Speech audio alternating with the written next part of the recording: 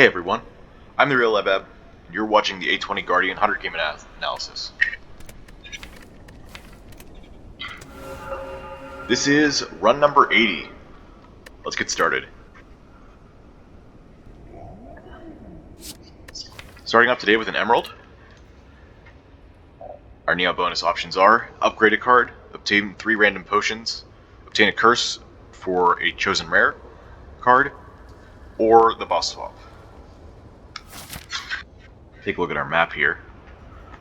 Looks like every single route has some combination of 1 campfire, 1 elite on floors 6 and 7, except for the very middle, which has a shop. Looks like this upper left path is going to be our best bet here. Which means you have a few options. I don't think we take the far right path in that case. What about the first half of the act? Looks like we got plenty of paths that take 4 fights. Except for this far left path, which has the super elite anyway. So I think we just start here, give ourselves the choice, and yeah, that makes it pretty easy. The only thing left to do is to decide on our start. Gotta remember to mute the game here on my end so it doesn't echo. I think choose a curse for obtain a curse for a chosen rare card is a little bit too risky. If we get something we have to build into, we have kind of 2 extra dead cards in the deck. In a way, Ascender's Bane and Emerald are both playing into that as well. Emerald depends on the turn. But yeah, that's a lot of dead cards, and you are a bit weak in Act 1 until you get some actual cards to deal with stuff. Defensive mode helps a bit, but you are still weaker than usual. So it's between upgrade a card and obtain 3 random potions. Last time we took the 3 potions start. We got some very easy fights, and that all dropped some extra potions. And then by the time we got to the actual difficult stuff, we were not prepared as much. I think it was partially because of a misplay. At some point, I don't remember exactly. I have to think.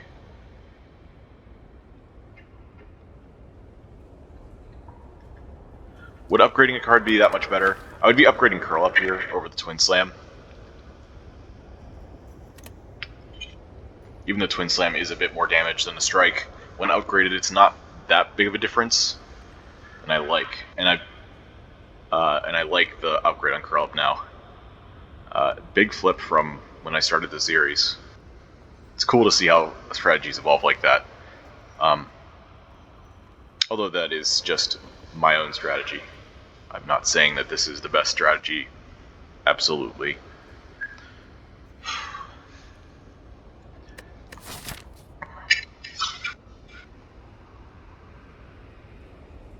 I would like to go for this aggressive route if I can, and potions seem like a good way to do that. Why did I mark that? It goes through the shop only. I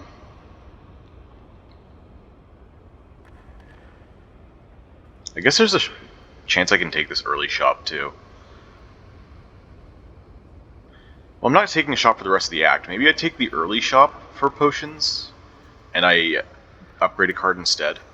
That way I also don't accidentally hit a 5th fight in one of these question marks. Okay, let's try this. Let's see how well this does versus Act 1.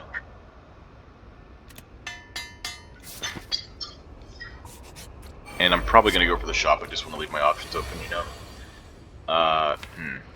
It's not quite the start I wanted to see. I think this is fine, though. We'll start off with the gear up so I don't have to spend energy on it whenever I want to enter defensive.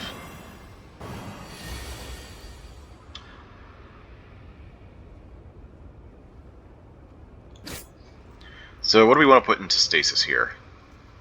We're already full blocking with Curl Up, so we don't have to play defend. It would be either Strike or Twin Slam. Next turn we don't have to defend either. The turn after, since there are 2 defends in the draw, that means we're not going to be redrawing them. So it may be a good idea to get defend out in a couple turns. Yeah.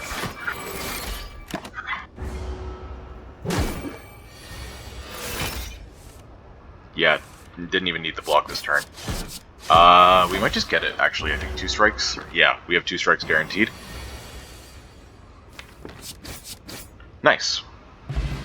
Easier version of the other. Okay. This feels like a pretty obvious roll attack between these 3 options. This is the only one that really works well with early game. Resilient Plate is a good card, but is a bit early to take. Although we do have an Emerald. That does build into stuff very well later. I'm not sure I'm equipped to take that kind of strategy, like mentally, strategic-wise. Clone, I still don't think that's very good. You're spending 1 energy to put a chosen card into stasis, which I guess is like Curl Up, but Curl Up at least braces 12. And because we upgraded Curl Up, Roll Attack actually puts us into defensive mode with that. That's 3 energy, notably, so yes, we could enter defensive mode with Gear Up, Curl Up, but this is still... This means we get to do all of the damage and all of the block we want in a single turn for our 3 energy. So that's cool. I was really hoping for Roll Attack turn 1.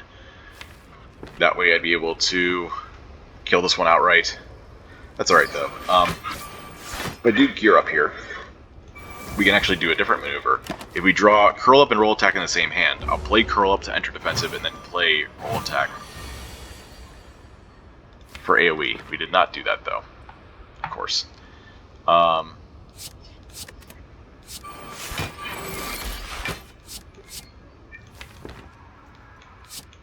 This will be killed by Roll Attack, with even with the Weaken. Oh yeah, also Thorns. Well, that means we just get a kill here. Okay. Amethyst. Very early Amethyst. What was that noise? I think that was someone upstairs. Incinerate. Yeah, someone's moving furniture. Let's see. Incinerate. Another damage card. It accelerates. It's pretty good. Boss is Slime Boss, correct? No, it's Hexaghost. Amethyst. Amethyst feels a little bit greedy. I would want to put it into Twin Slam, but I also want to put Emerald in Twin Slam. My other option would be to put this in Roll Attack, which is kind of meh. You really want to multiply this to get the most value out of it. I guess a defensive thing with Roll Attack is not terrible. Actually, you want to. Sometimes you want to play this against the Heart on its buff turn. I think I'm going to go with one of these two though. Probably just going to be Incinerate as another attack card.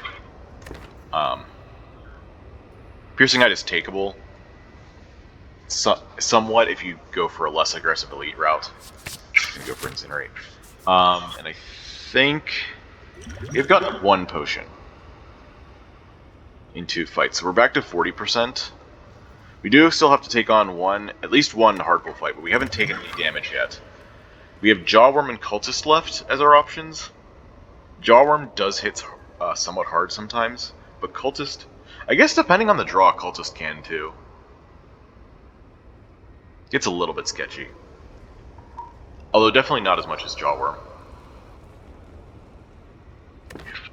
And since we have Roll Attack now, we're actually pretty good.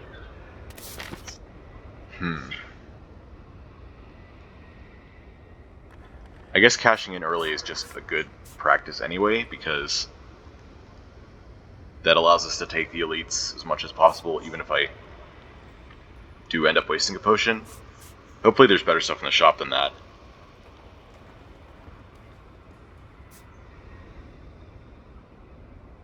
What would I upgrade if I go to the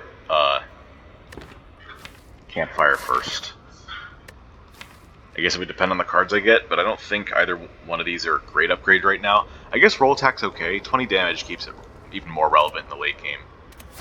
I guess with 1 potion, going here is a little bit less good.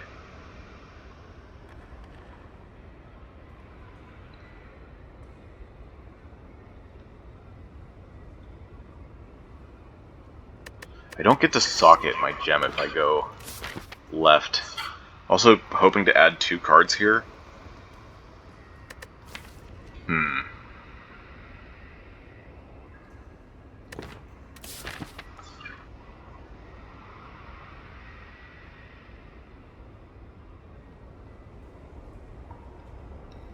You know, 80 episodes into this series, the more I play this, the less I feel like I actually have figured out. Which is good, actually. I see that as progress. Knowing where you lack information means that you have room to improve there, which means that you're going to end up better at the game if you continue to improve in the long run. I still take Act 1 very scared. Like, I don't have the confidence to go this left route completely. I might go it anyway, but I don't know how to evaluate my strength at this point.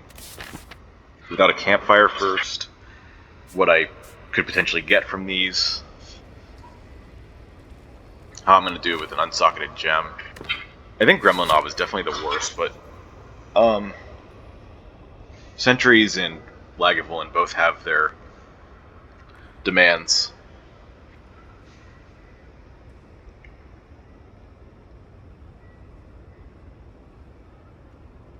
And if you don't fulfill them, you will get slapped. This is not a very good potion, honestly. Maybe I do just go right because of that.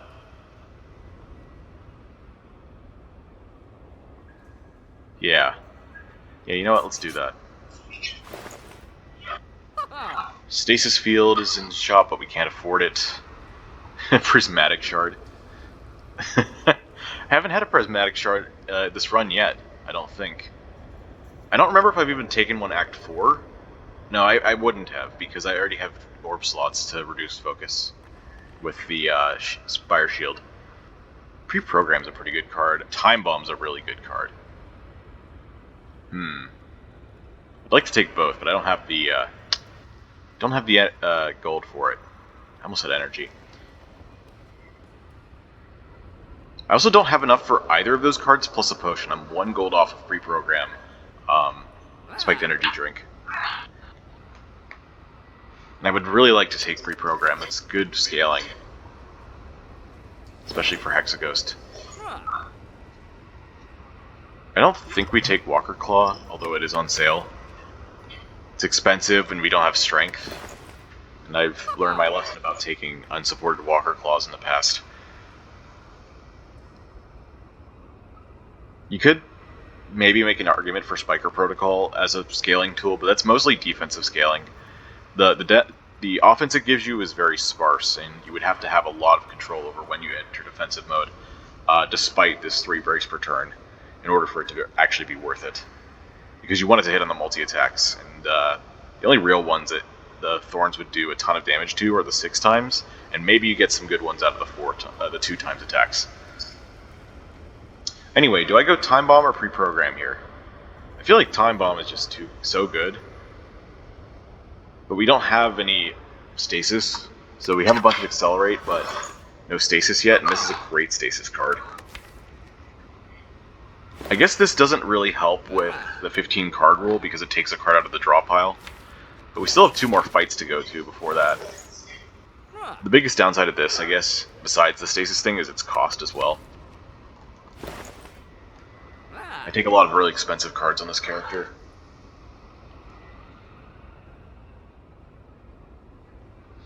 I can afford Explosive Pot card remove. It's a bit weird, but it's, I guess, a strategy.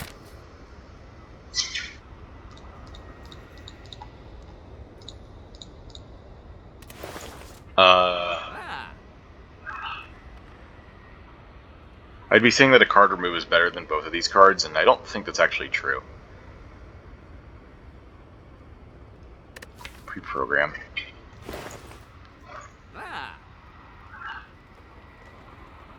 I think this becomes the tiebreaker. We already have 2 decent offensive cards, and we have chances to find more. Meanwhile, Hexaghost requires you to find scaling in Act 1 sometime. So I think we have to take pre-program. Well, have to. I think pre-program is the correct answer here. Time Bomb's great, but having scaling in the form of stasis is going to help us so much.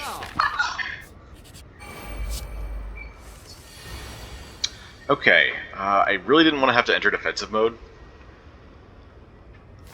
I would have to do that to full block. I guess this is fine. We can just draw up a strike, full block, get close to full blocking with defense.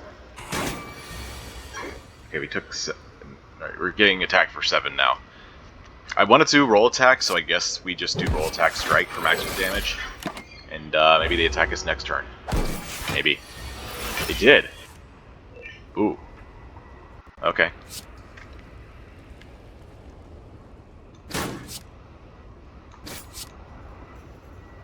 Strike. Incinerate.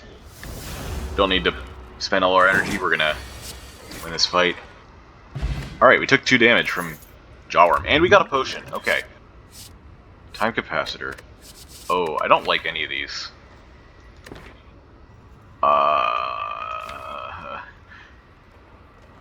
Early time capacitors? Something? Means I can build into more stasis cards. It also means that I don't have the 15 card rule problem if I socket my Emerald with pre-program. Well, socket the Emerald... I guess I'd have to choose between these two. I think it's Storming Ice. You know what? I'm feeling like it. I don't really like these 2 cards unsupported. There's so many cards that just need support in the early game. Maybe that's why I'm so scared all the time of Act 1. I'm going to take this. I think it solves the 15 card rule problem. And maybe I can learn something about early game here. I do not like this turn. I take 7. I guess this is a good time for boost strength. We have a 50% potion chance. Oh, wait, no we don't. We have a 30%. Because I just got one.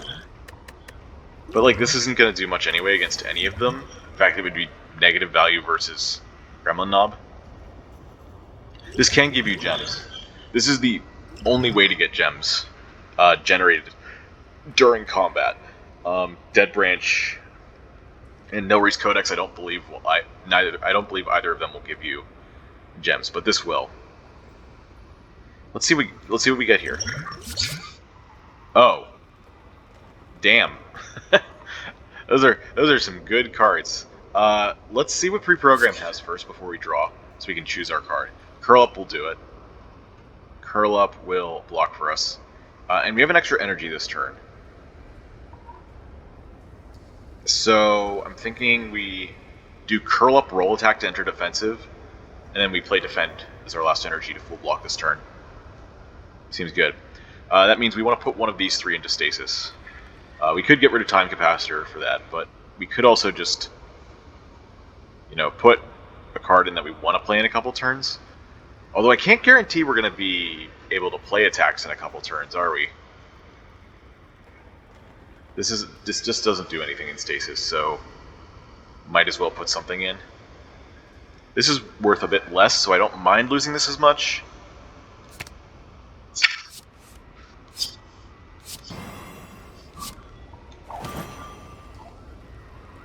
Roll attack.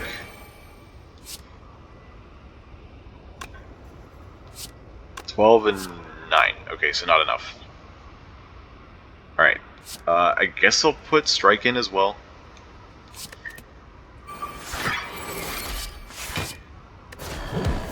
Oh, we got Time Capacitor anyway. Cool. And I was right about being entangled. But we have Incinerate and we have tons of damage, so... Temporal Potion. We got another potion anyway. That's really good news. Accelerating twice? Maybe not so good news, but we'll see. Shield Charger. Well, there's another Emerald here too. I think we do want something like Shield Charger though. Actually pairs pretty well with Pre-Program and Curl Up. Alright. It's also good for the elites actually. It's pretty good value. So now we gotta make another hard decision. Which card does Emerald go in? It could feasibly go in any of the ones that aren't roll attack. Twin Slam is pretty decent. It's got a couple synergies if we put it in Twin Slam, such as Aquamarine and Onyx, the Ward and the debuff reduction. Also, it means that we can spend our energy on offense and then flex a bit into our defense if we want to play some defends or other defensive cards. Pre-program basically commits to playing defends during that turn to get value. It also loses out on a couple key synergies, such as Accelerate or Draw Card from Quartz. Incinerate could be good. I feel like Incinerate has a few synergies, though. I think Twin Slam is our best bet for the gems. I'm going to do that. Alright, so this is technically the 15 card rule because this pulls a card out of the draw pile. So we count that. 15 card rule, I'll reiterate in case you don't know. You want to hit 15 cards by the first elite so that whenever you reshuffle, you're not shuffling without 4 or 3 of your important cards.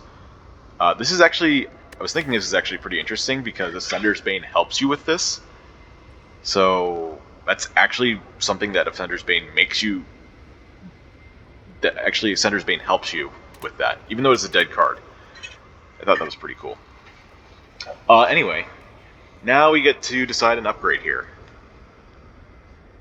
And since we took so much support, we only took 2 damage cards, right? I'm thinking this roll attack could actually be a good idea to upgrade it here. We could do an early shield charger upgrade, but honestly, I don't think the brace is a huge deal at this point in the game. I think that's more of a late game thing.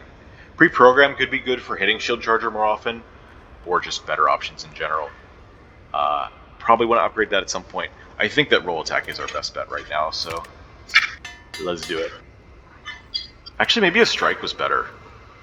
It's weird to think about. Maybe that's probably not true. Because if you draw these with your other good stuff, you're going to want to play your other good stuff. And then you miss out on it. But still, 4 damage for 2 energy doesn't really add up to 3 damage for 1 energy. Probably should be plus, like, 5, I would say. Plus 5 would be better. Could go here as well. I'm going to go for the elite, though. And it is the knob. Ooh, I can curl up shield charger. Wait, that makes me... Oh, I didn't notice this. Curl up on shield charger means that after 2 turns you enter defensive mode.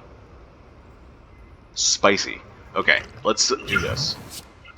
Also, I think this means I full block the next 2 turns. Well, almost. This gives me 20 on turn 3 versus 24. That's pretty good. But this gives me 10 versus 8, and I don't even have to worry about, you know, not entering defensive mode, because I'm gonna. It's gonna be enough. It's gonna be great. I guess I could have played Gear Up.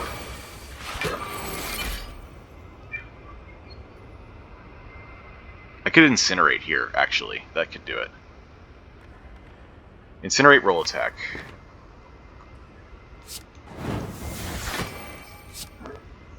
And then I can pre-program the defend for free, basically. You only go up to 28. I would need 17 damage. I have 2 strength. We have... I think we hit that every time, so long as I do this, so... Yeah, we get that out of the draw, and now we're set for next turn. Hopefully. Yeah. 0 damage knob, let's go. Regal Pillow, Essence of Steel. Getting a lot of potions. Let's see, we had 1, 2, 3, 4 out of 1, 2, 3, 4, 5. We're at 10% potion chance right now. Yeah, that's crazy. Anyway, Polybeam, Stasis Strike, Tourmaline. Polybeam, you don't have strength still. Stasis Strike, we have Time Capacitor already. Tourmaline, though. Tourmaline could be okay. I could see myself putting that on Incinerate, actually. Incinerate means we get to play some other card or get some other effect, like maybe Shield Charger, in fact. So having Thorns to deal passive damage as well, whenever we're already doing other stuff, might be a good idea. I do think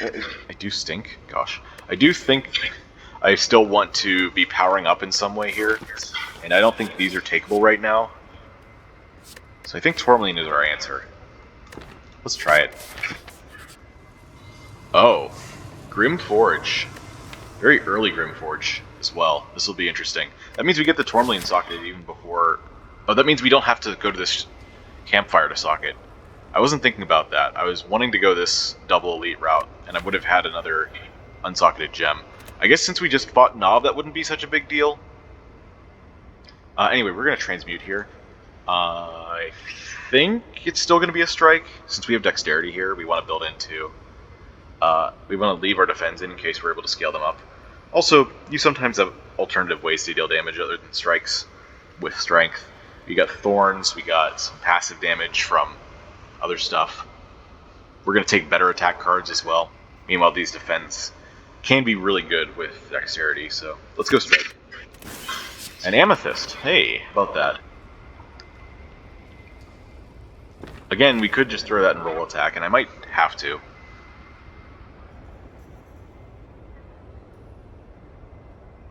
There's a small synergy there. If you manage to be in defensive mode whenever you draw roll attack, which actually is easier with shield charger, then AoE fights, that hits them twice as hard. You get AoE offense, and you get AoE defense. Do I want to greed Amethyst for Twin Slam, or do I want to sock it here? Let's start with Tourmaline on Incinerate. I think we're going to stick with that. Again, I think there's better things to put into this, both than Thorns and Amethyst, such as like a Strength or Dex gem, because it's a 0 cost, you play it first. You get to play your other cards after. There's also Draw and Accelerate. It has some very good synergies with gems. Well, specific gems. So do I put the Amethyst in roll attack now, or do I wait to do a Twin Slam?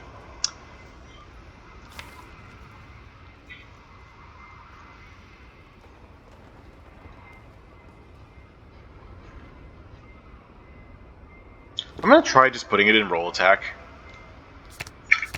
There's not very many gems that can go in roll attack in the first place. And getting it out of the deck seems good. We're now below the 15 card rule again, which does not happen very often, but we're going to hopefully take one more card. Ooh, okay. Well, I did just remove a strike, but again, we're going to get better attacks. We're still very, very high HP. Do I full block this? Actually, I think I use Essence of Steel. Because this potion just sucks in most cases. It's good, I guess it's good in hallway fights. But especially in, like, this fight where they're relentlessly attacking, the 4-plated armor actually helps a lot.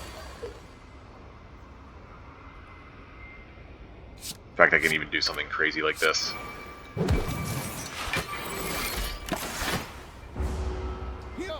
We probably just win now. Yeah. So it saved 5 HP. We got another potion, of course. So we're at 0% potion chance. 0%. It's like we had a White Beast statue this act. That's great. Future plans. Oh, hold up. Future plans. Strike for Strike and Ruby are both very good. Like, Ruby would be pretty good in pre-program. Strike for Strike, very good front load. But future plans, that's our Hexaghost solution. For sure. Alright. Let's go kick these elites' asses. Is this Shield Charger Incinerate? It's a bit weird, but I guess it does something. And then we pre-program after. Card order is very important whenever you have Accelerate. I need to remember that. Okay. Okay, so we have 0% potion chance right now, which means I don't actually have to clear this for the chance of a better potion. And I don't think I have to use the Strength Potion in this fight. In fact, I'd rather save it for Hexaghost, honestly. You need a couple scaling solutions to beat them. Let's go Shield Charger, and I guess we'll pre-program now. Curl up. We're going to want that next turn, yeah. Just to enter defensive. This costs 2 energy. Let's save it. Okay, and now I'll do this. We'll get our 10 block. Easy peasy. We'll get our 4 thorns as well. Very nice. Alright, that's 10 out of our 20 block we'd like.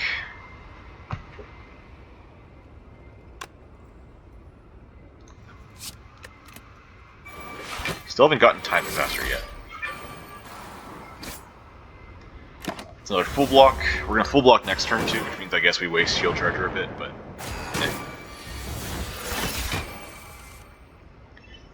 of course we also draw roll attack on the wrong turn.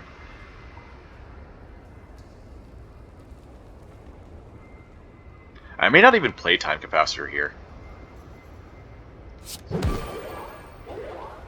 Okay, so now I gotta figure out who we're attacking here. I have 13 damage in hand.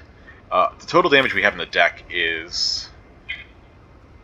We'll start with the base values. I haven't had to do this calculation in a while. It's pretty consistent from what I've seen. I don't know why it's so consistent, but because like it kind of works off dubious principles, but it still does very well. Let's see, 6 plus 9 is 15, 21, 41, and then another. And then this is another. Hang on, 41, 42, 43. Wait, no, that's our deck. 41, 42, 43, 44, 45, plus 20 is 65. And after we discard this, we're going to have another 8 cards. So 65 over 5 turns is 13 per turn. We're doing 13 now. So that means we kill one, including this, in 2 turns from now, which is when this is attacking. But I think the odds of killing this the turn before the average or the turn after the average is higher than the turn of hitting this on the average. So we want to go for this one. And again, I don't think I need time capacitor here. Oh, I can save the strike, actually. If I don't play the second slam. If I play the second slam instead of the strike, I sacrifice the 1 damage, I get to guarantee this gets played in 2 turns. But I could also guarantee a defend instead.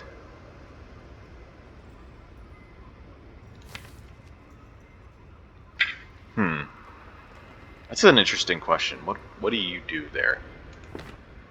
Both of them are good cards in their own right, but I think strike is less necessary for our draw. Because like I still want to draw defends next turn if possible. We're not killing that quickly. Alright, let's do it. We can't put Second Slam in because Future Planes does not hit ethereal cards anymore. Okay. I guess we're getting this now. That's fine. The defend would have been nice, I guess, in retrospect, but how are you supposed to know?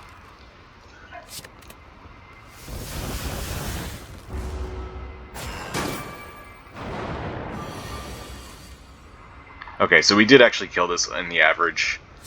That's alright. We don't need this.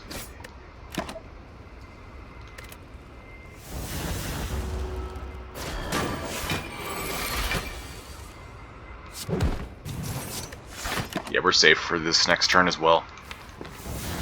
I should have put the defend in the stasis for min-maxing reasons, but it doesn't matter.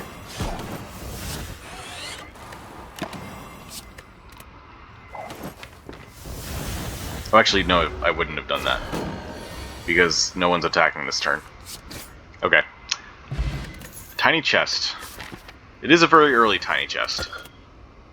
Another amethyst. Not in pre-program, no. Temporal Strike or Charge Core. Temporal Strike with somewhat expensive cards, and it has gem synergy potential. Okay. We do still need, I think, 1 more attack to really take on Hexaghost here, especially with the Strength Pot. And this one exhausts, so I'll take that one. Oh! An extra elite, but it's Lagavulin. We have so much HP, I think we go for it. It's crazy, but... Oh. Well, we got the relic. Do we take it and go, or do we go for the cards? 10% potion chance. Gold. We go for it. Let's go. Do I use this? Because we are about to hit that. I have 2 strength right now, which means I guess we go back to 0. So I don't have to use this, I suppose it would still be helpful. This turn, I think we always play Future Plane's roll attack and then put Incinerate in. It's just a matter of whether I play the Strength Potion too or not. 2 Strength versus Hexaghost is okay. I would rather have the 4. Probably use Temporal Potion to save us here with, like, Shield Charger. Alright, let's just go with this. And yes, no Time Capacitor here. We don't have the energy. We need to kill this thing. I would have liked to play it. Don't get me wrong. Don't think it works. Okay. So yeah, we don't have any way to full block this turn either, because we didn't draw a Curl Up or Shield Charger. Unfortunate, but that's how it goes. I can at least block for 7 with Twin Slam, Defend. And then we enter defensive off of the attack, so... Probably want to enter defensive again so we get ready for the next attack after that, too. Yeah. We're also about to get... Oh, we don't enter defensive, actually. We're off by 1. Wow.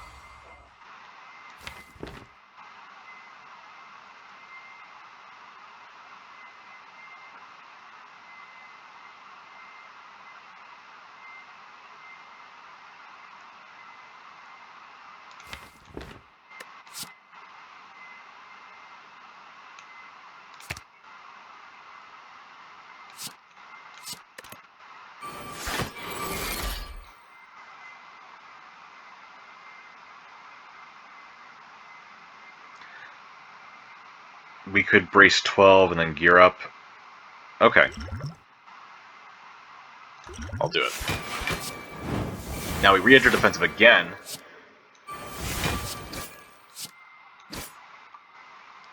So that by the time Lagavulin attacks, we'll still be in defensive mode. Also, I might as well just do this now. 52 is a little bit high.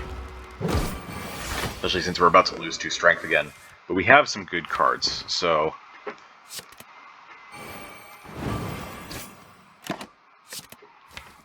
like roll attack.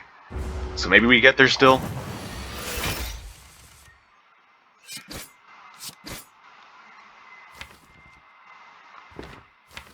This is 16 and this is 2?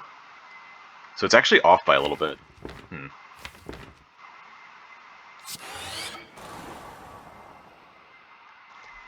Which means I guess we're going to take another big hit here.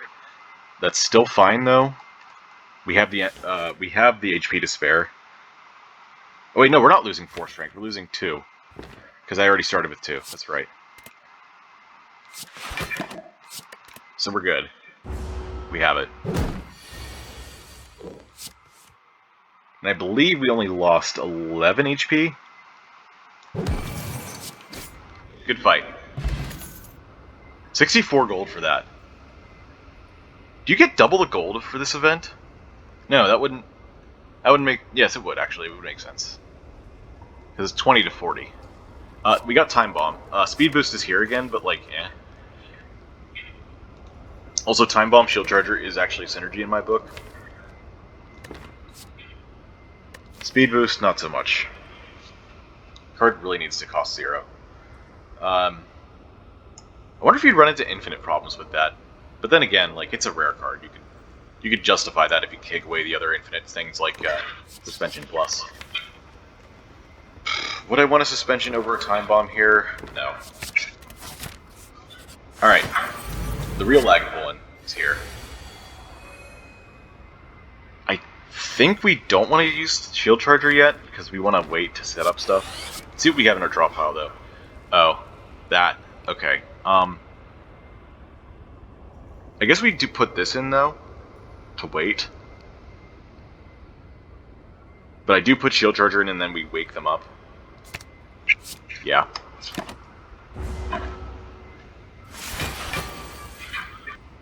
Oh, there's Curl Up, too. Wow. Okay. I think this is... Yeah, this is fine. We can enter defensive now. I guess I can enter defensive again to... I'm going to use this next turn, yeah. I don't have Future Planes in play.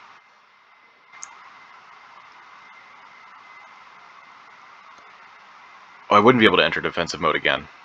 Okay.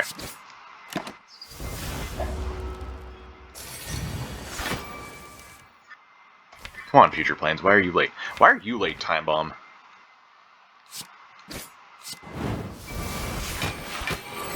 Alright, we're covered for this turn and next turn.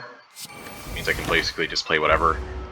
I do need to play damage, though.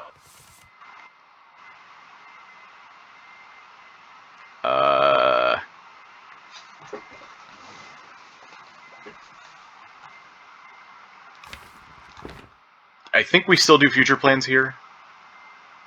Oh.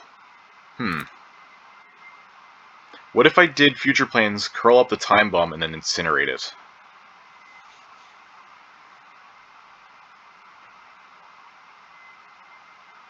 Oh, but this benefits twice from damage modifiers. So this is actually once we're debuffed, we would lose actually 4 damage instead of 2.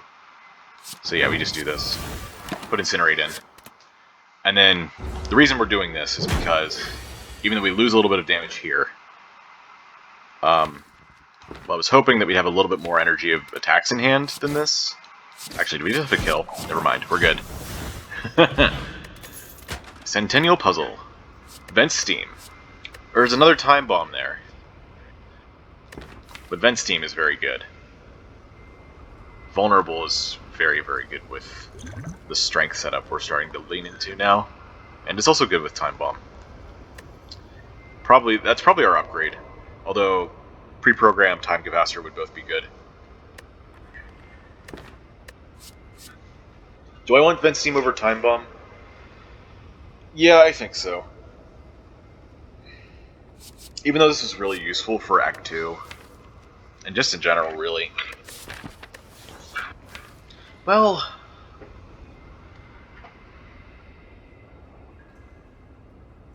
we have another hallway fight this act. I guess we still don't need 45 HP, so let's take the longer term thing. It wouldn't have mattered for this fight anyway. That's kind of just how it goes. Oh, but we got this now. Great. This is a hard one. Let's see. Reprogram. I was hoping for something more useful than this. Because it just looks like we're going to take a bunch of damage. Actually, it looks like we're going to take exactly 15. Because we take exactly 10 from this, plus Gear Up, to enter defensive mode, and then we take 3 from not blocking enough. Temporal Strike could be good with all the stuff coming up. All the good cards we want to play. Get that discounted to 0. Oh, and I have to play Gear Up over Future Planes. Well, this is supposed to be a short fight anyway. Oh, we have so much draw. Yeah, I definitely need the energy. Oh, goodbye. Okay. Alright, double Future Planes. Sheesh. Or Shield Spikes or Orb Walk. Well, Orb Walk Future Planes is pretty damn good.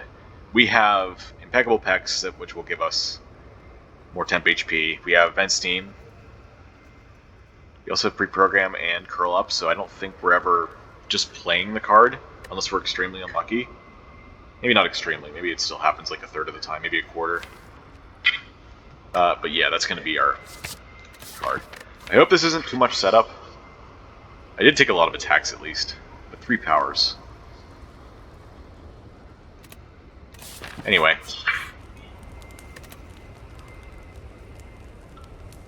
Time to upgrade a card. I think it's going to be Vent Steam over Orb Walk. Orb Walk is definitely a later game upgrade. You don't need all 5 strength for this fight. I think you need more vulnerable. More consistent vulnerable versus the burns, and also because it's a scaling fight. Ooh, Future Planes. Interesting. Use Time Bomb now or wait? Because this is actually 22 damage versus 18.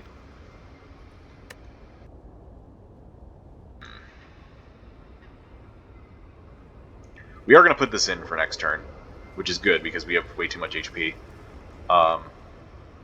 Saving Time Bomb seems like a good idea for later, especially once we get Vent Steam and Orb Walk into play, Time Capacitor, maybe even. Do it. Alright, we're going to be attacked for, I believe, 4 times 6. No, wait, no, it's 3 times 6 still. It's every 12, not every 6. I keep forgetting that.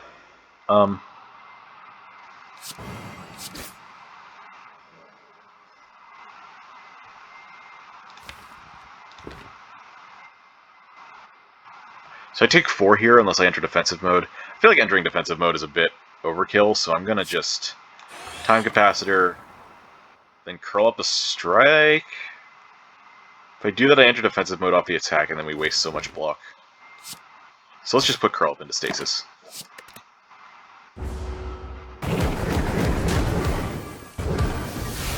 Alright, Orblock's gonna get to go into stasis. We're not playing Incinerate. Do I want this to defend next turn? Actually, no. I don't care.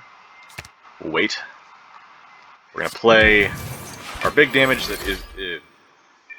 I forgot that braced. Well, this is gonna happen next turn anyway, so... And we carry the block over, so I could just Incinerate here. Get some Thorns, as well as our extra attack damage. If I got roll attack this turn, I'd be very happy. Because that would let me re-enter defensive and not waste all this block.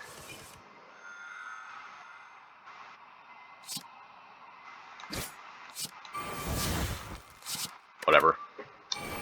It'll be fine.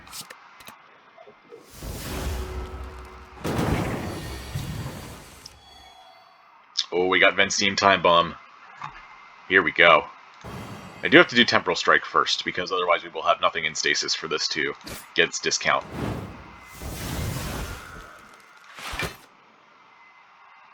Do I have to play this? I guess I don't. I guess I still want the temp HP, so I'll play 1. And I'll keep this one discounted for later.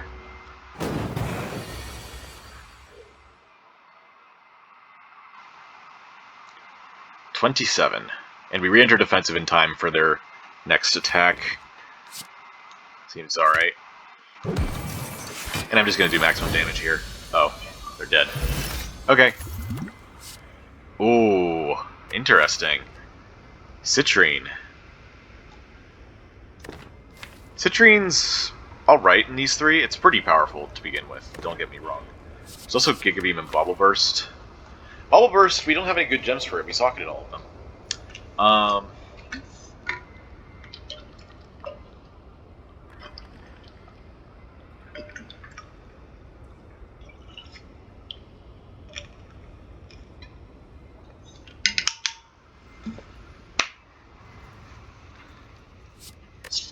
We could find more later, it just doesn't... I guess the best one to find would be the Strength Gem because of Impeccable Packs. That would let us keep... that would give us 6 temp HP. If we got 2 of them, because this does upgrade to 2 gem slots, 2 sockets, that would be 12 temp HP. Along with a lot of strength for whatever energy we can muster that turn. Maybe we do some stasis stuff with it to make it playable. Citrine is really good though. I don't know if I would put it in Temporal Strike. Seems like a lot of energy. Might even put it into stasis so we get 2 energy from it. Might be better in like Vensteam to make it free. Because that is a lot of damage, so making it free is good. Also, if we got a Quartz, it would become a cantrip, which is great. For Vensteam especially, because it's a setup card.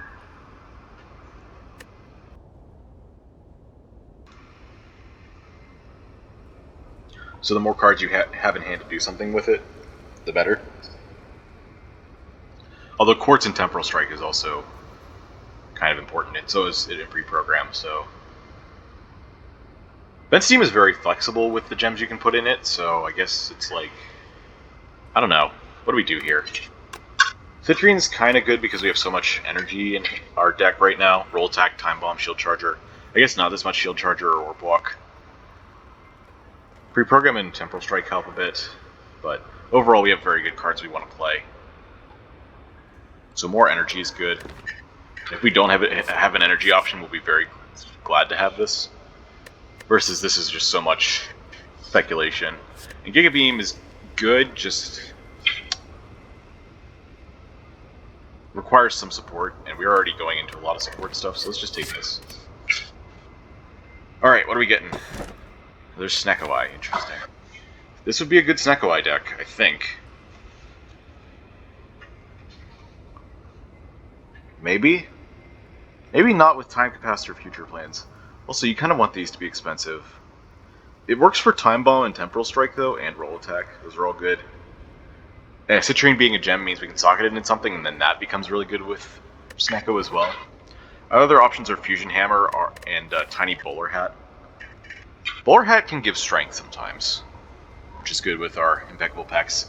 Its main weakness is Act 3 versus Awakened 1, though. We already have 3 powers at the end of Act 1. Might not take that much more, but still. I do really want to take the Snecko. It's very fun. I'm just not convinced it's going to work out, because our setup stuff, pre-programmed, time capacitor, future plans all get very awkward.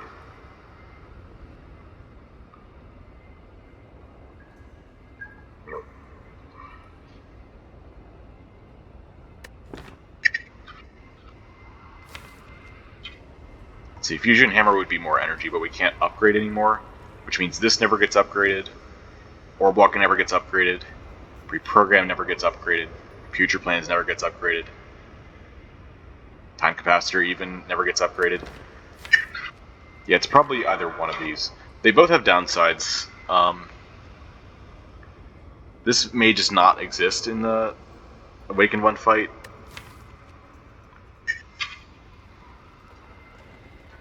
This also has a minor weakness. If we take some kind of debuff reduction, then the confusion part gets removed, which may or may not be a good thing. It takes a lot of thinking to figure that out. Usually, at least when in your deck building. During the combat, you just look at your discard pile and see what's been randomized already, and how good they are. Snecko also has a bit of a downside in the late game. The less fights you have, the less consistent it's going to be, and you need that consistency in a fight rather than over multiple fights. I feel like this is just take Snecko and play it. It's also the fun option. But this also... How many of these does this do? Hexaburn scales with strength. It doesn't give you any, so no to that. Slime Crush doesn't give you strength, although it's a very good card otherwise. Atoma Beam is just AoE, which I guess is really good for Act 2, isn't it? You Are Mine, vulnerable and weak, pretty good. Makes our events team a bit redundant. But, you know. What's the other one? Champ. Champ gives strength and reduces debuffs, which would be relevant if we had both those, but not just one. But yeah, giving strength when we're below half HP. I guess that'd be kind of hard to do, otherwise... Yeah, it'd be kind of hard to do because we'd be pretty strong most of the time, so it'd only give us like 1 strength. Debuff cleansing is really good on this guy, though. Also, we have some dexterity and some thorns, so it is useful. And then Act 3, we never get Awakened ones because it's healing. Time Eater and Donu Deka both offer strength. And then the Heart is just invincibility, which is a good power on Guardian. So Champ, very small strength. Donu Deka, mid strength. Time Eater, mid strength. Not actually that much. Like, they're very good value cards. And I guess those are actually kind of like the weirder ones to get, too. So having something that makes those cards better is good. Champ is not that weird. Unless you have no debuffs. Yeah, it's pretty good. I don't know. Maybe I make a save file here. Maybe I choose... Yeah, maybe I quit the game now, make a save file so that you can choose the option I don't choose, or just play from this point if you want to. And then I'm going to decide when I get back, I guess. It is getting a bit late, and I think I'm going to take a break anyway. And I don't know which one of these to pick. They both have pretty significant downsides, although I think they're both very powerful. So I'll figure that one out when I get back. So, yeah. I'll see you again in just a second. Alright. I am back. And I made my decision off screen because I never know how long these decisions are going to take. Overall, I'm seeing... The way that I'm thinking about this right now is that Snecko has a lot of downsides. Like, if Shield Charger rolls 0, that's a pretty big downside. If it rolls 1, that's a minor downside, but that could matter later in the game, especially once this is upgraded and we want more brace. Warp Walk would be another downside. All of our 1-cost stuff would be downsides. The 0-cost pre-program would be a downside. We do have Temporal Strike and a Citrine to help a little bit, but Twin Slam would also be a downside. Did I say Curl Up was one of those 1-cost cards? Because that is another downside that I would rather avoid. So we'd be just taking it for, I guess, Time Bomb and Roll Attack, and if you think about it, that doesn't really justify taking Snecko Eye. Also, we have some Tango Puzzle, which means that we're going to be drawing a lot, which is good with Snecko, kind of, if you're going to draw them all at once and not spend energy on it. But also, it could end up overdrawing if we don't play, like, Gear Up. So I think we are going to stick with Bowler Hat. We will have to be careful in the Awaken 1 fight, but I think we can... I think this deck is more than ready to take on 3 energy, at least for now, and this will help us get through Act 2. So let's do it.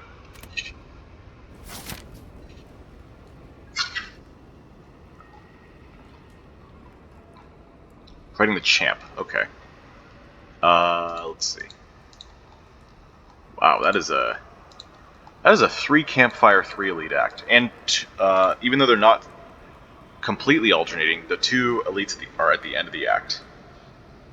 The 2 elites that are not separated by a campfire at the end of the act, so that actually makes it quite easy, in theory. Sometimes whenever you oversaturate your path with campfires, though, you can run out of really good upgrades to get.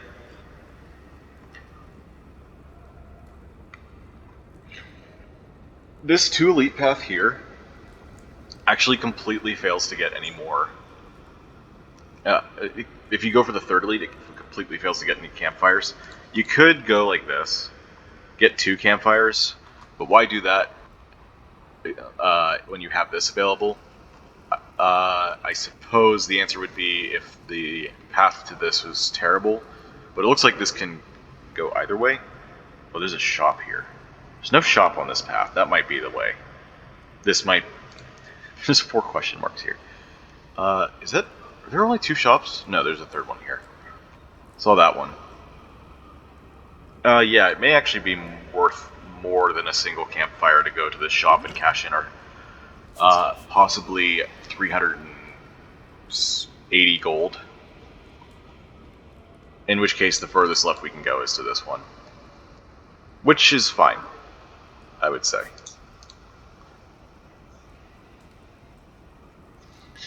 I don't know if there's anything we could find that would make us not want to take the shop.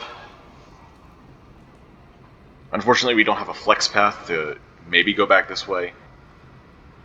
Like, we could try and get a random shop. I actually don't know what the chances of shop are in Slay the Spire, how that works. I think it is also an increasing thing. Merchant Slay the Spire.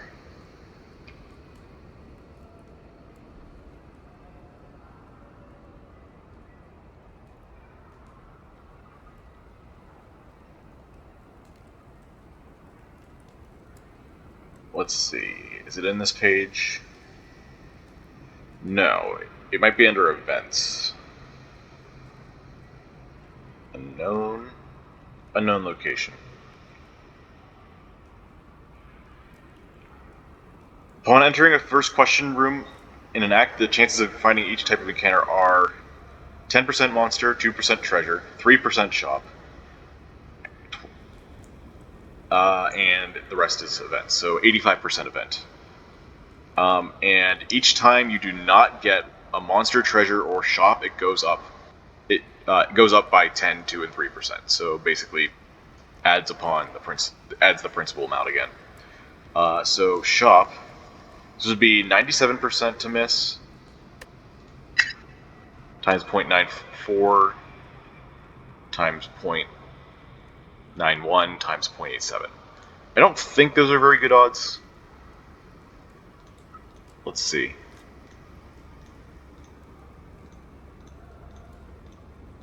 Did I say 0.87? I meant 0.88. That's 3%.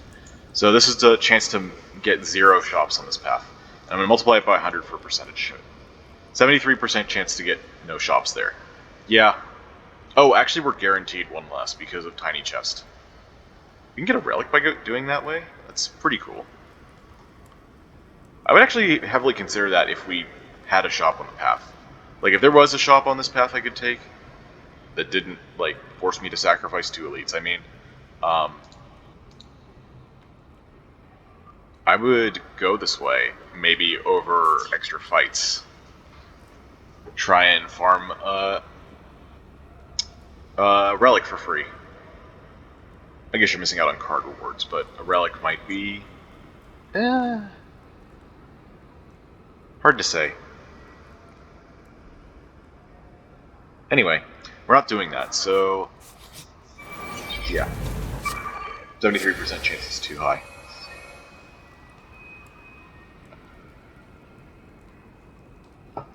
Alright, let's see how we can handle this fight. I'm liking this so far. I think we can enter defensive mode and play defend. Do I have accelerate? I do. Incinerate and time bomb. So I want orb walk. Well, actually, time bomb hits it regardless. But I think I want orb walk over the pre-program. I could be wrong on that.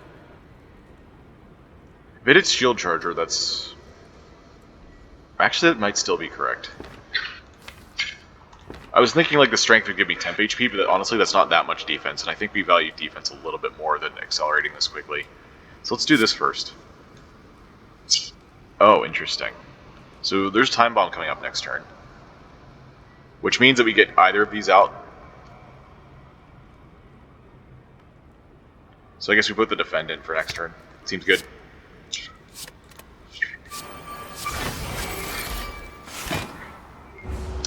Alright. 5 damage. Not terrible. Oh yeah, we draw a ton too. Forgot about that. Yeah, we would have overdrawn by 1 card there with Snecko Eye. And if I hadn't played the gear up, because the costs are randomized, well, the non-gear up cards are randomized. So, but if I hadn't done that, then I would have overdrawn by 3. Actually, would have... no, I would have overdrawn by 1, then overdrawn by 2 with gear up. Okay. We want to do this first.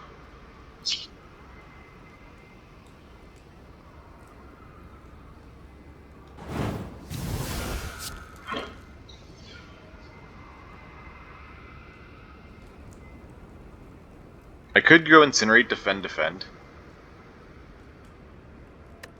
I could also go Twin Slam, Defend. This is 18, this is 17 to 1, 13, 17 to 1, 4 to the other.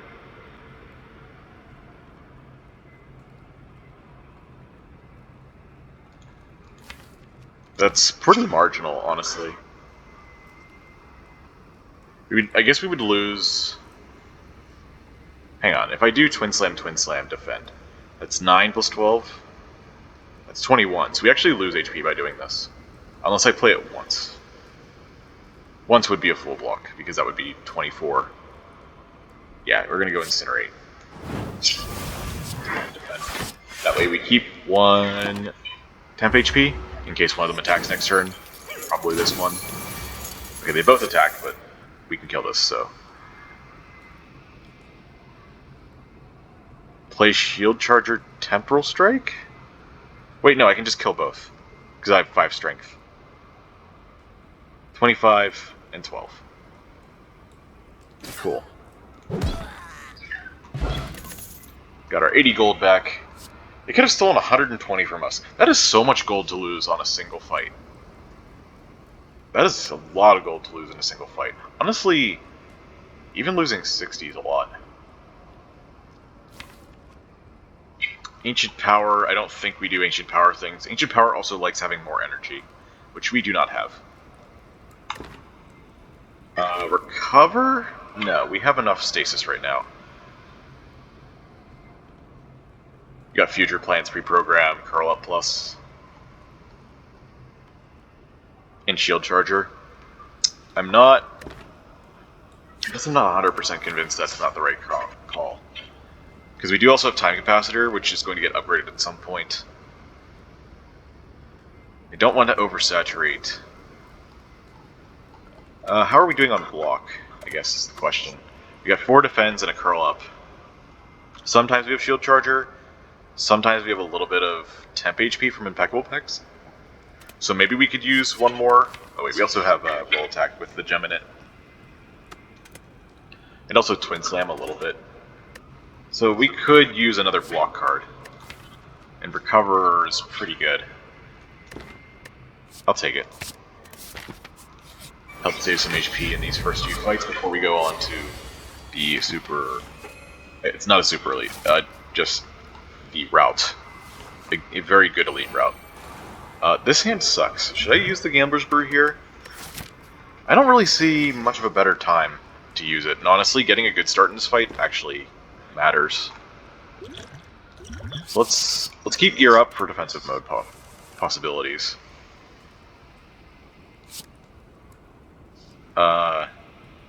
Shield charger goes in. Do I play roll attack or orb walk?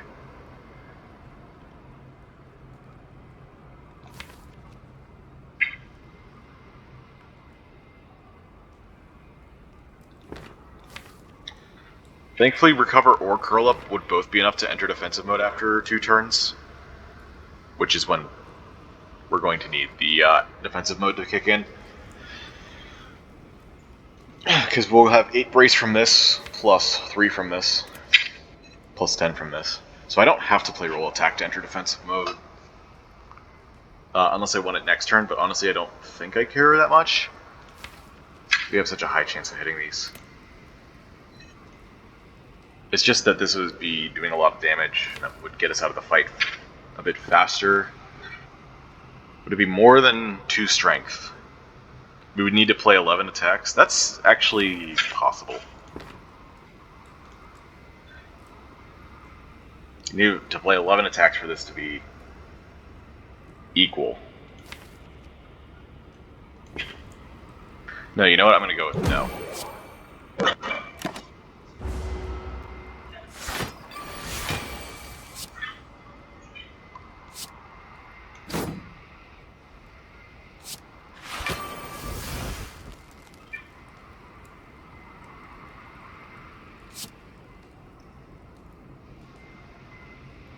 Do I care about future planes here? I guess if I do future planes incinerate gear up, then I can keep the strike for later.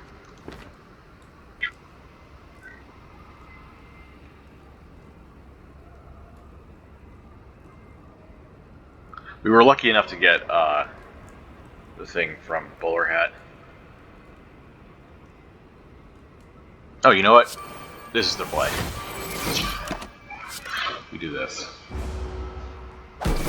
Maybe I even could have played time faster and kept the thing, because I was already full blocking there. Anyway, this does 37 damage.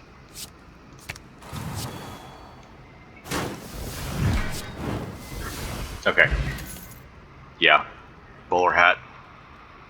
There's another recover, which I'm not taking. There's another temporal strike, which I'm also not taking, and a charge up, which I'm still not taking, I don't think. Alright, let's hit the shop. What have we got here? Orange pellets. Apotheosis. Well. I am an Apotheosis enjoyer. There's some good gems here, too. Which I believe we could afford with the Apotheosis if we wanted to do that. We'd have to give up a card remove for it, which may not be worth it. There's a lot of good stuff here. I don't know about these. I think uncommon relics are generally overpriced. But orange pellets... I'm looking at orange pellets, these two, and card remove. Which unfortunately is way too much gold. Man, you know, orange pellets... Well, we have Twin Slam, right? So it would be permanent dex. And if we can have the freedom to pick up more gems. Oh yeah, permanent thorns too. So we'd have the freedom to pick up more gems. Common gems specifically for scaling. But if I'm going to pick these up anyway, maybe we don't do that. What would I put Amber in? Pre-program, probably. Yeah. Citrine is going into Fence Team. Maybe we don't buy the Amethyst. I would want to put it in Twin Slam, but also, like, would require an upgrade, which means he'd have to be holding on to it for a long time, all the way up to here. Wow.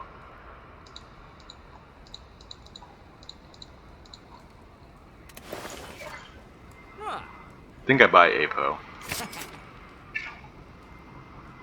We have just enough for Dark Shackles Amber if we want to do that. Or I could do Dark Shackles card remove instead. Amber's really good though. Is Amber worth the card remove? Possibly.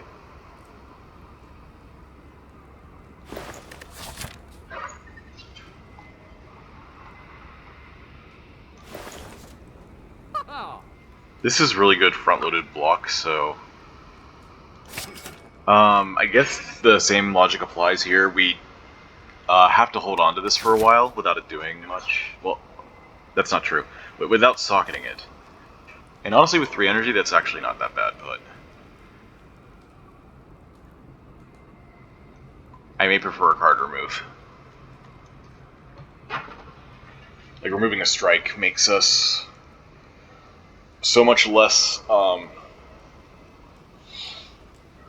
susceptible to bad draws versus elites like Slavers or Book of Stabbing. And even to a certain extent, Gremlin Leader. But honestly, a strike remove could also backfire versus Gremlin Leader. We have a lot of setup. Not very many attacks.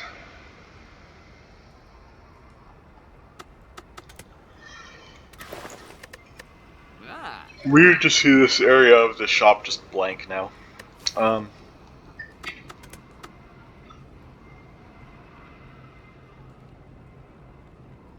There is a world in which, like, we block enough for a bad first draw versus Gremlin Leader, like with Shield Charger, Dark Shackles, defensive mode in general.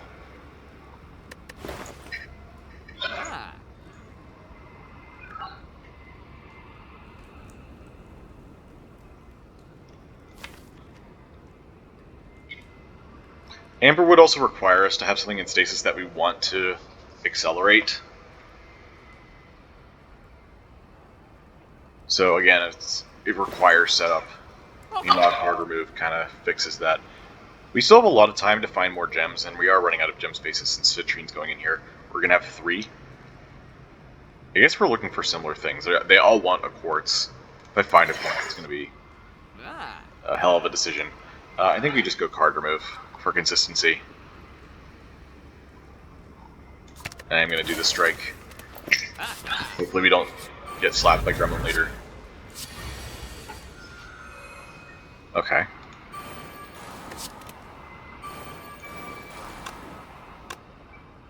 Do I want to do this? I guess so. Save the Citrine for next turn. Seems good.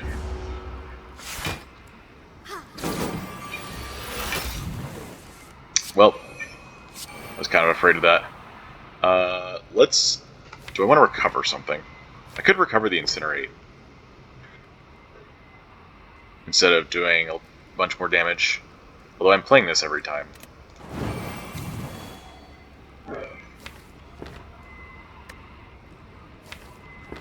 We have 4 strength now, so we'd be giving up 3 damage. We also have future plans. Do I want the recover for later, maybe?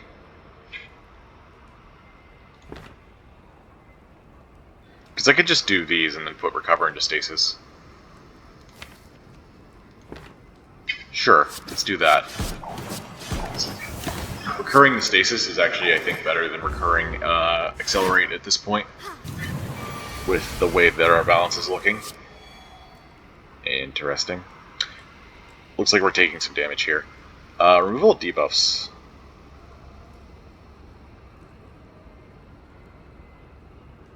Forget what this upgrades to. I think it upgrades to, if you're below half, gain 2 strength and 10 HP. Or 8 HP or something crazy. I think, regardless, though, we do play this. Yeah.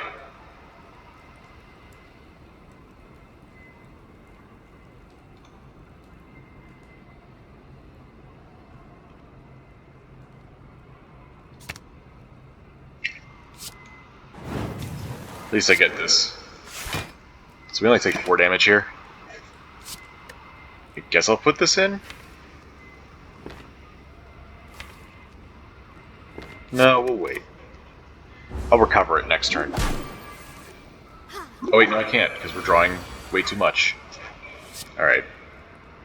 10 card hand. Crazy. Alright, I think this is a Dark Shackles moment. I don't think we can kill them. I could be wrong.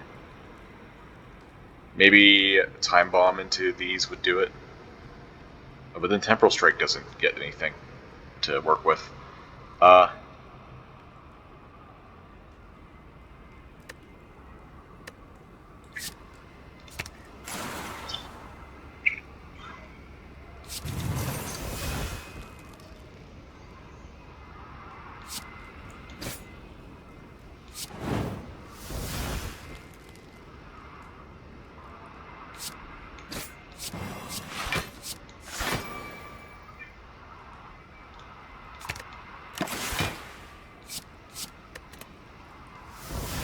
It's not that big of a deal, apparently.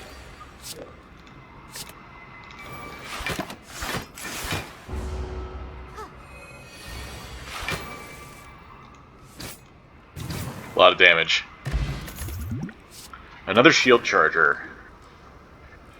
Maybe. We have Accelerate. We have other ways to put them in stasis. That may actually be, like, our setup may actually be fast enough that that is just front-loaded block. And having 2 of them is not that bad. I'll take it.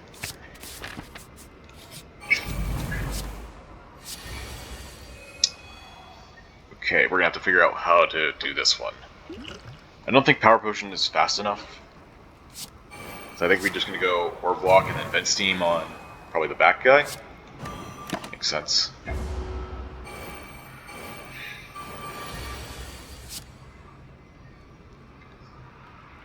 I have nothing in stasis to accelerate and can't put anything in, so...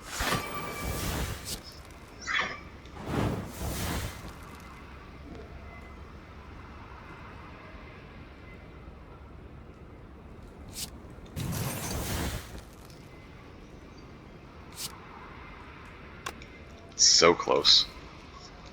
I have 4 strength and I need 8 base. So basically, if I don't play an attack here, then I can't kill unless I get roll attack.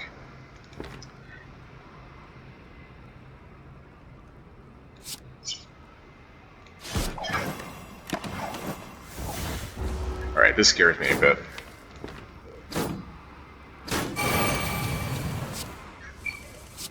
Oh, but I got Slime Crush. Oh, Shaper's Blessing as well.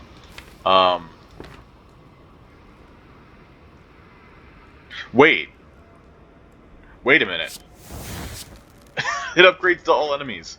I forgot about that. Ah, that was great. Garnet.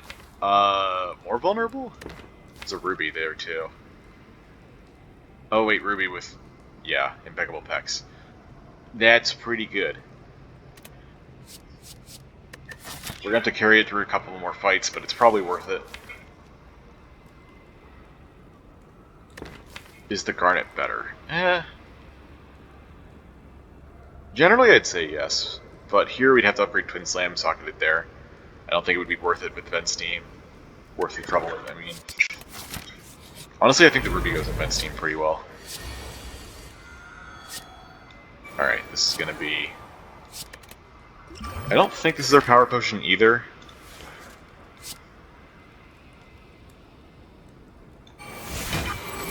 Looks like we are taking a bit of damage, though. Construction Form would block both these hits, but that's it. I guess that's kind of what you need against this fight, but... I guess the protocols are kind of useful. Well... Evasive, Spiker, and Revenge. I guess Spiker and Revenge would be worth it. Spiker would be the best one here, because it does AoE damage. Meanwhile, Revenge would only hit the strike once. All of the stasis-related powers would be pretty bad. Yeah, I'm just gonna keep it. This is gonna take some HP off us. We might have to rest. But we do have 2 fires in a row, so... Also, knowing that we're not gonna get Slavers is actually kind of a big deal. In this elite fight. Means we'll have more time to prepare for if it does happen.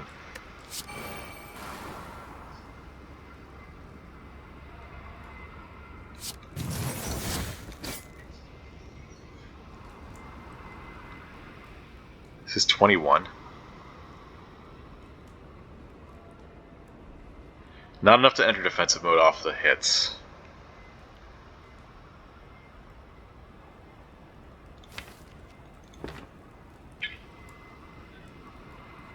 Unless I play Shield Charger Time Capacitor specifically.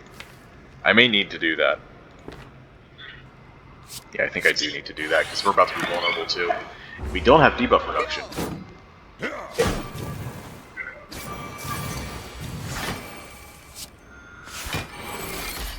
I'm grateful that taking exactly 10 does not get rid of Invincible. It has to actually be less. Alright, here we go.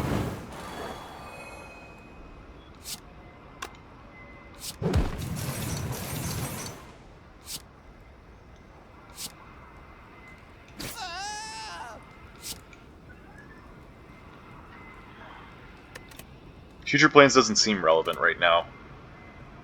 I could be wrong about that, actually. How about this defend? How about the ruby? No, we'll do the defend, and then we'll recover, I guess, the other shield charger. That's a bit overkill. We could recover the... Let's recover the pre-program. Oh, I thought we were shuffling already. I was wrong.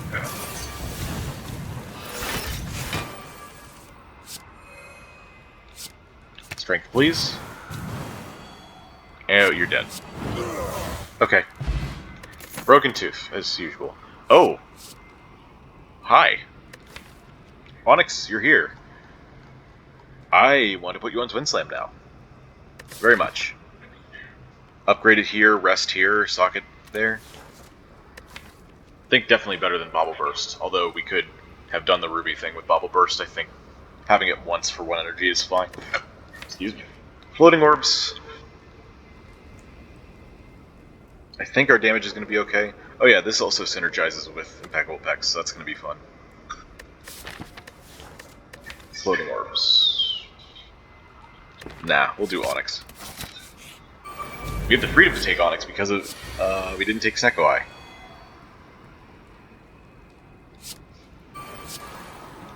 What do I want in Stasis? Time Bomb, perhaps? Twin Slam, maybe? Twin Slam comes out in 2 turns, which is when they're likely to not attack. Yeah, let's just take 7. And yeah, we are gonna have to rest at least once.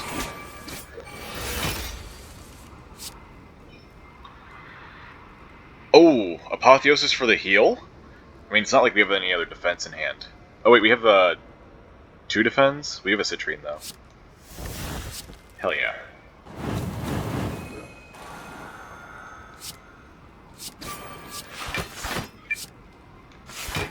Get destroyed.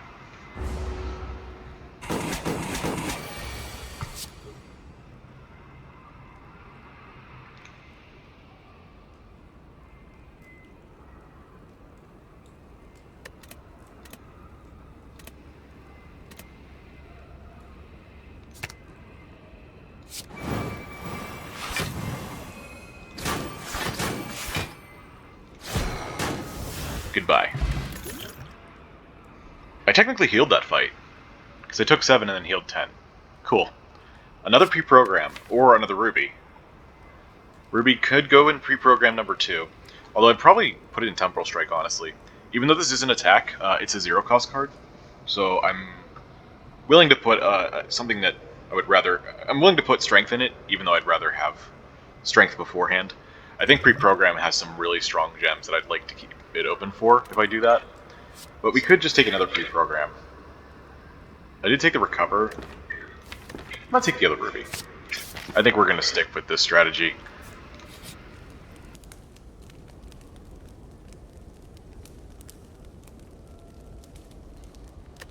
Okay. We're gonna put citrine in vent steam. We're gonna put ruby in vent steam. We're gonna put ruby in temporal strike. It's nice to have that in temporal strike anyway. It's an attack card, so gaining some kind of defense as well. And we rest for... Oh, we have Regal Pillows, so we can absolutely afford to upgrade here. And I think I am going to do this over Apotheosis right now. The 2 cost has not been too punishing. Although that's mostly because of Centennial Puzzle and the unsocketed Citrine, which is no longer a thing. Whatever, I'm still going to do this. Slime Soup, love it. Onyx goes right into Twin Slam. And I'm going to rest for this upcoming gauntlet of 2 hallways and 2 elites. Let's do it. Alright, there's Vent Steam. It's a nice combo of colors. It's free, so we play it.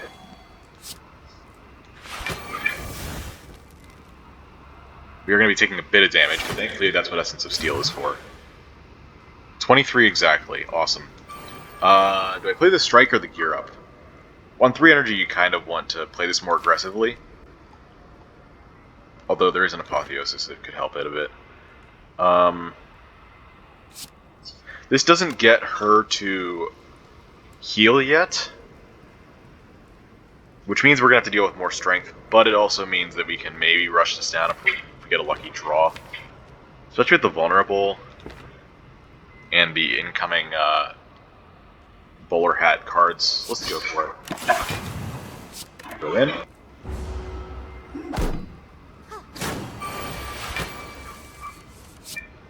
There's Apotheosis.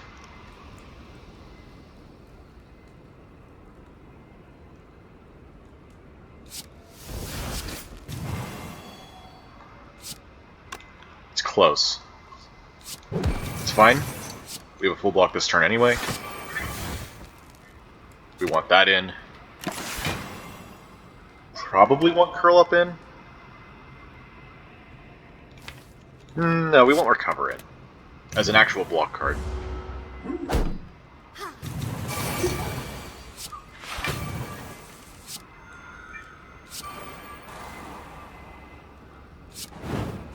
Yeah, you're all just dead. I love when they're in defensive mode and do the jump.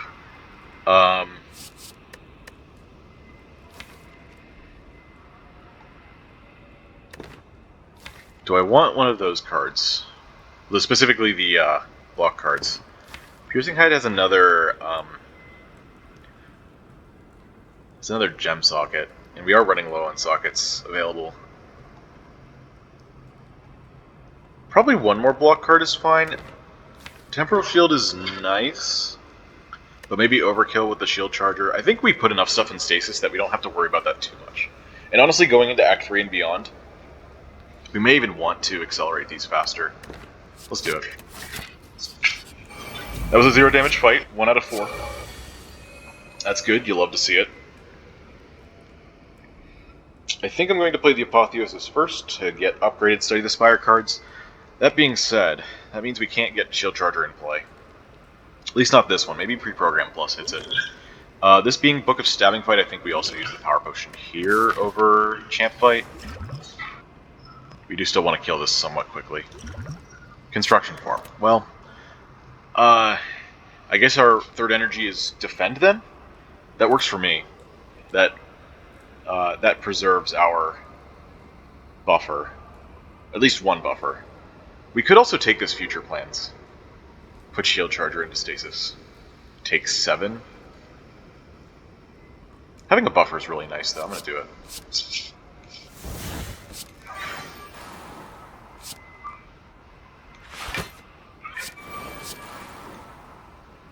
Okay, what do we get? Dark Shackles up next turn, huh?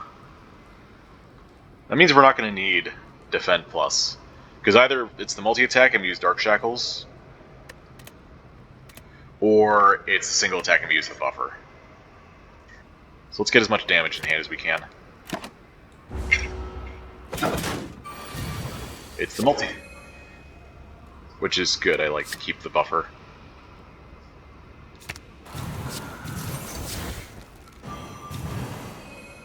And honestly, I think we just do this, because it does 70 damage.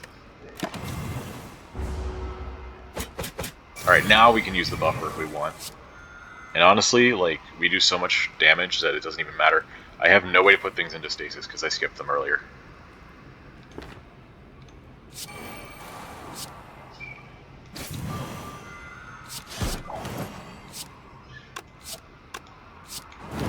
Goodbye. Alright, well that was fast. I guess Construction Form only saved us a couple HP. I definitely underestimated our damage. Question card. It's alright. Power Potion's not a huge priority anyways. Resilient Plate Plus. Well, we have multiple sources of temporary strength, and we do have a temporary dex that would work with Resilient Plate. Because if we play this twice, we have 2 temporary dexterity left over. After this cleanses only 1 of each proc. Also, this is upgraded already. Aquamarine doesn't really fit what we're doing here, although it would be nice generally. I think we take the Resilient Plate. Brace Aid is also amazing. We fought you guys earlier. But this time I'm more prepared, I guess? Well, none of those are Shield Charger, but we do have Orb Walk, so I guess it's okay. Oh, we also have Roll Attack Gear Up Plus next turn to save a little bit of HP. What do I want in Stasis? Strike or Defend? Probably Defend. I don't think Strike does enough to kill one of them that quickly. I could be wrong, but we'd have to see. I have no temp buffs in hand, so I think I just take the Strength.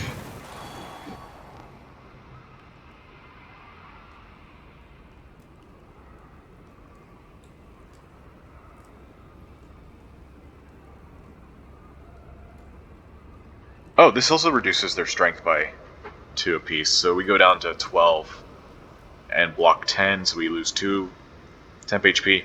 I think that's better than the routes where we don't do the damage here, so I'm going to just do that. And I guess I'll put Resilient Plate into stasis.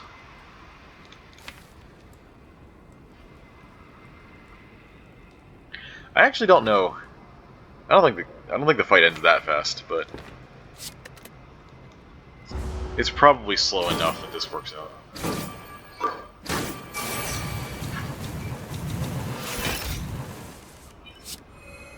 Oh boy. You'll love to see it. So this already kills this. Cool. 2244. Time Bomb comes out next turn? Okay, we just do this then.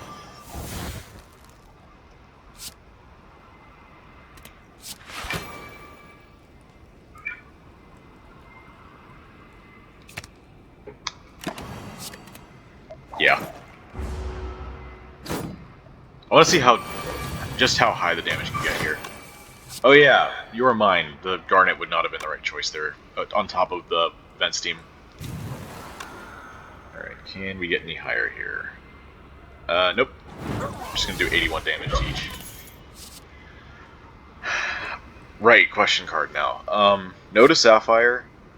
Crystal Ray actually does decent damage. 1, 2, 3. We're gonna have another one here. 4, 5, 6, 7, 8. So it's still only 20 damage. If we have Twin Slam in the same hand, we can get another 2 gems by playing it once. So 24. That's and with Apotheosis it's 28. That's just barely passable. And barely passable doesn't make it because we don't want to fill our deck with random stuff. Although, if we do need some kind of attack, I guess Strike for Strike is our answer. It's cheaper and we have a lot of strength scaling, so maybe we prefer Charge Core though. Just having some kind of front-loaded damage for Reptomancer later is going to be really nice.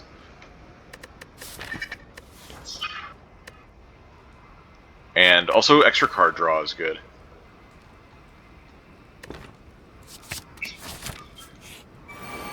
Alright. Oh yeah, also for this.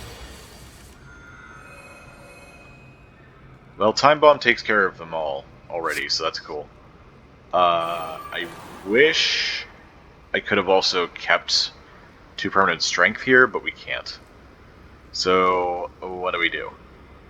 Do I do Temporal Strike for a little bit more damage? Do I play Resilient Plate for Brace? Probably Resilient Plate for Brace.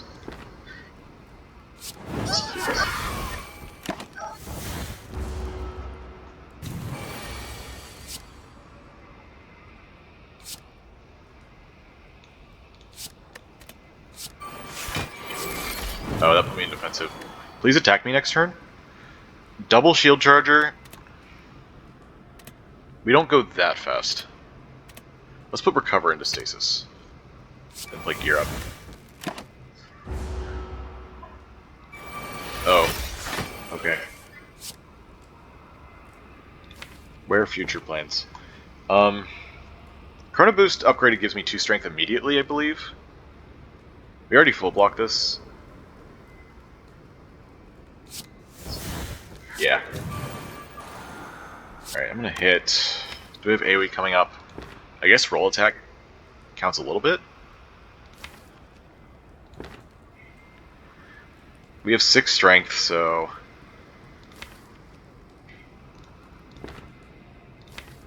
Is this already being accounted for somehow? 13.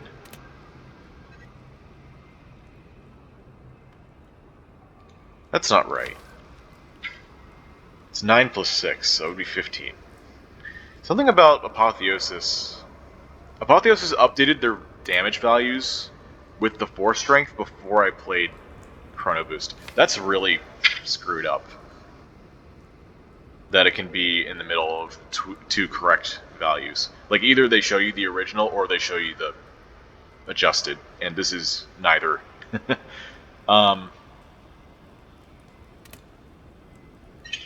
But yeah, I think we can just kill this with a single hit, so I'm gonna go for the one with more HP.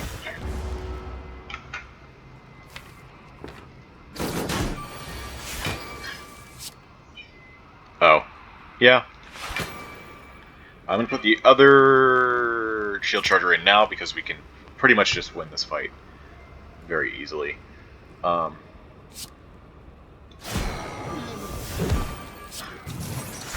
Do as much damage as I can. I kind of wish he had attacked versus my 68 block. Oh, I'm 1 away. Anyway.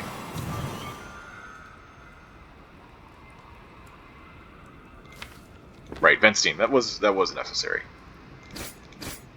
Okay. Toxic Egg. Wow. Another Onyx. Sheesh. Maybe? I could see another Onyx being good, even unsocketed. Although we do have a Resilient Plate now, too. Maybe we don't need it. Another Emerald for pre-program. I mean, at a certain point, how much debuff reduction do you need? I wonder if that's why temp buffs are so powerful. You don't need that much debuff reduction, it's just finding the first couple. It's difficult. No, I talked myself out of it again. I think we still keep looking for something better on the pre-program, because Dexterity here seems cool until you realize this is already cleansing Dexterity, and it can't cleanse it from both this and this, so... It's either Onyx or skip. It's tempting to take. I don't know what I would put it into if I found something. Maybe a Exploit Gems? Maybe I would get a Bubble Burst. If I get offered another one up here, I could maybe take another Strength or Dex Gem. Fuck it. More consistency. Our deck is getting pretty big. I think it's pretty fun. Yeah, we're not doing that. I think we upgrade Apotheosis now. What was my other option? Future Plans, that's right. Apotheosis upgrade has been felt a little bit. I think we do need future plans early, though, for the most consistency. It will hurt against some hallway fights, I will say. Like Darklings and Jawworms.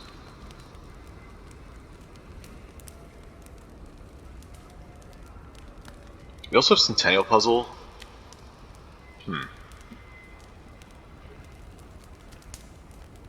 We're not in any big rush versus Champ.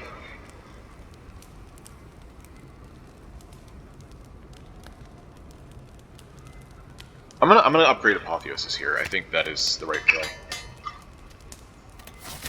We're gonna get all sorts of buffs on our stuff. Alright. Champ is not attacking us turn 1. So I was trying to say words there, but they just didn't work. Do I want Prepare? I guess so, because they're buffing. So next turn they're probably going to do something. And honestly, we have so much setup that we would probably just like to get through them all. Do I want the Shield Trigger this early? I don't know. Maybe with the amount of draw we're about to get, it's probably a good idea. My other option is literally Recover, Strike. Let's just put this in for now.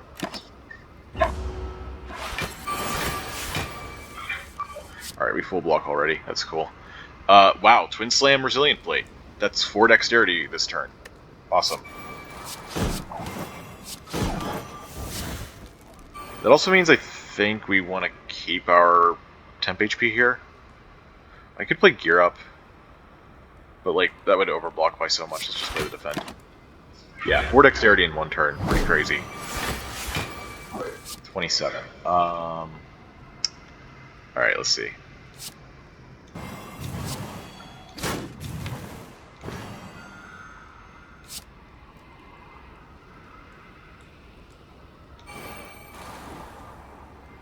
We could accelerate this to enter defensive and full block this turn. I don't know, it seems pretty good. Do I play the Orb Walk? Well, we didn't get... we got Recover already, so we can't get it back. We don't have future plans in play, we didn't draw Curl Up. Yeah, let's just do that before we do this. There's our full block. And next turn we don't have to worry about block, I don't think. I could be wrong about that. Maybe we just put Roll Attack in. Keep Temporal Shield just in case, because we are taking most of this damage. We'll have 13 block next turn, plus 10 temp HP. I don't know if they can do the big attack twice in a row. Let's look it up.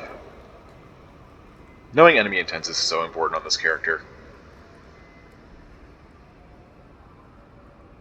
The Champ.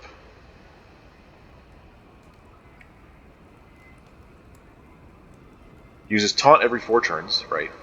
Otherwise has a 15, 15, 25, 45% chance to use Defensive, Gloat, Face Slap, Heavy Slash. Heavy Slash is the highest chance. Cannot use any move twice in a row. Yeah, that makes sense. So they can't actually slash next turn. The worst they can do next turn is Face Slap? Although this is turn 3, and I don't think they've taunted me yet. They did Face Slap last turn. They're doing Slash this turn. They did Defensive Mode first. Defensive Stance first turn. So up next is the... Up next is their Taunt, or Gloat. Hang on. No, right. Taunt. I got confused. So yeah, they're going to be just applying Vulnerable and Weaken. Which means we're not going to need this. For at least 2 turns. Waste a little bit of block from defensive mode, but that's fine. Last Stand is here. To show Champ who really is the best at... Never mind.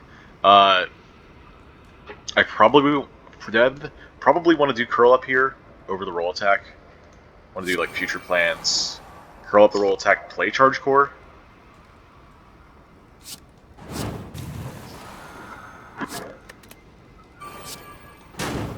And then we put Gear Up into Stasis? Sure. Why not? You're slashing me again. How rude.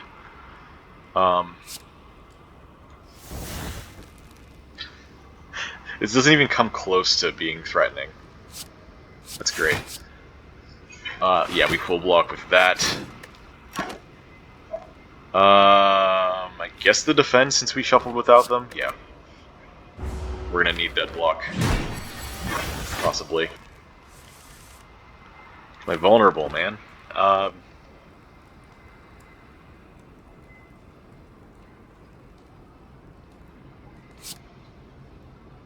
other shield charger? Our other block is coming back. Like, we have defend, we got twin slam.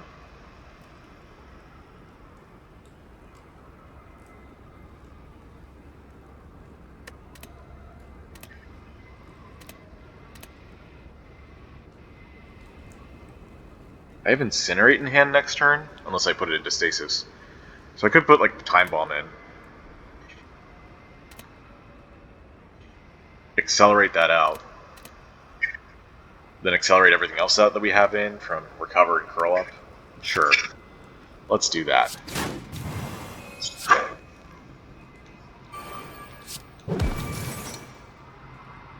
Defensive mode? Sure. Time Bomb, right? So...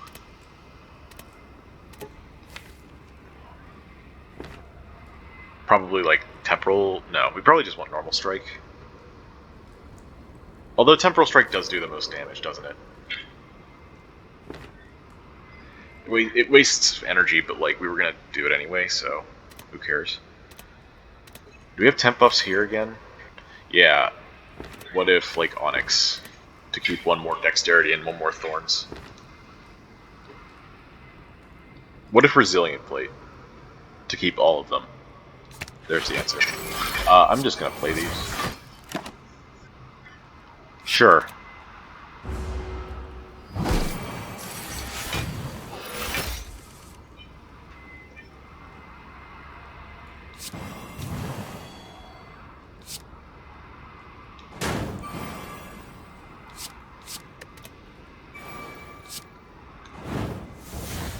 Oh, we split. Alright. Does that mean we want Shield Charger in now? I guess we're going to be doing so much damage that it doesn't matter whether we waste it or not. Also, we re-enter defensive next turn when they're removing debuffs and all that. So that means we get to keep all our block for everything that's about to happen. Very nice.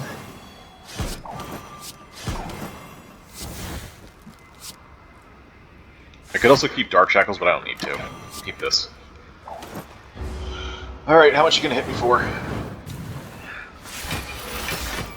44. Gotta say, I'm not impressed.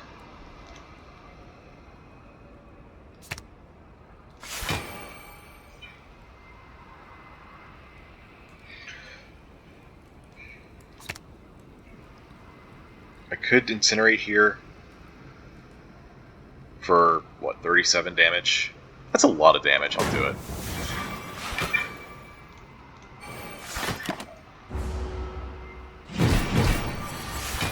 Maybe we just get Body Crash from the boss, huh?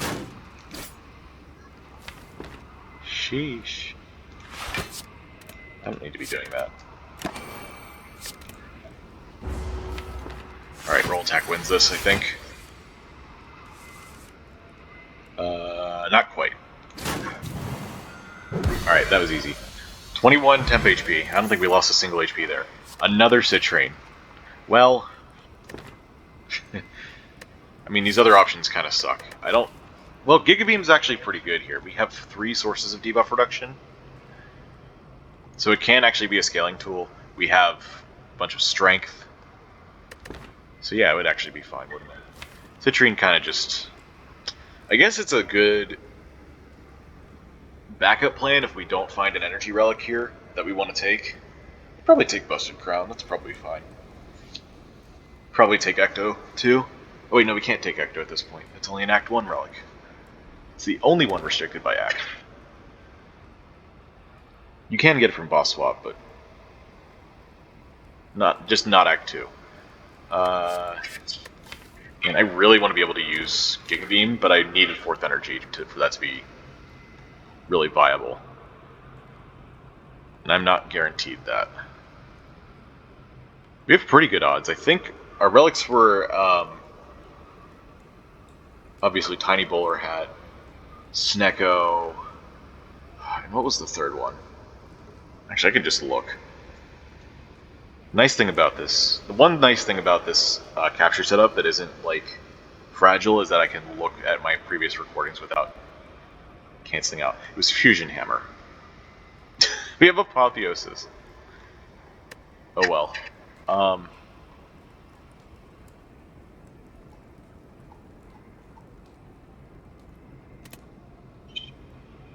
So I guess like 2 out of 3 being not energy still kind of counts. Idle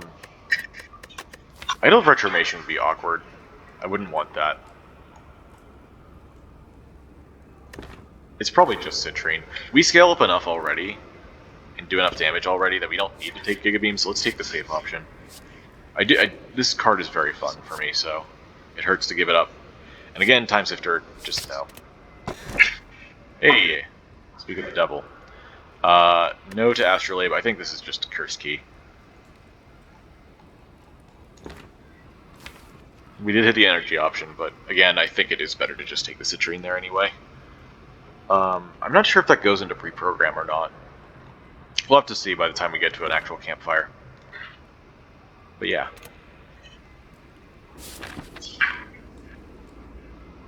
Alright. Well, there's our green key. Oh. That's not connected here to either of these shops. Is there a shop later I can use? Yes. I have to give up an elite for it? I guess that's fine. Go up through here. Then we choose one of those 3.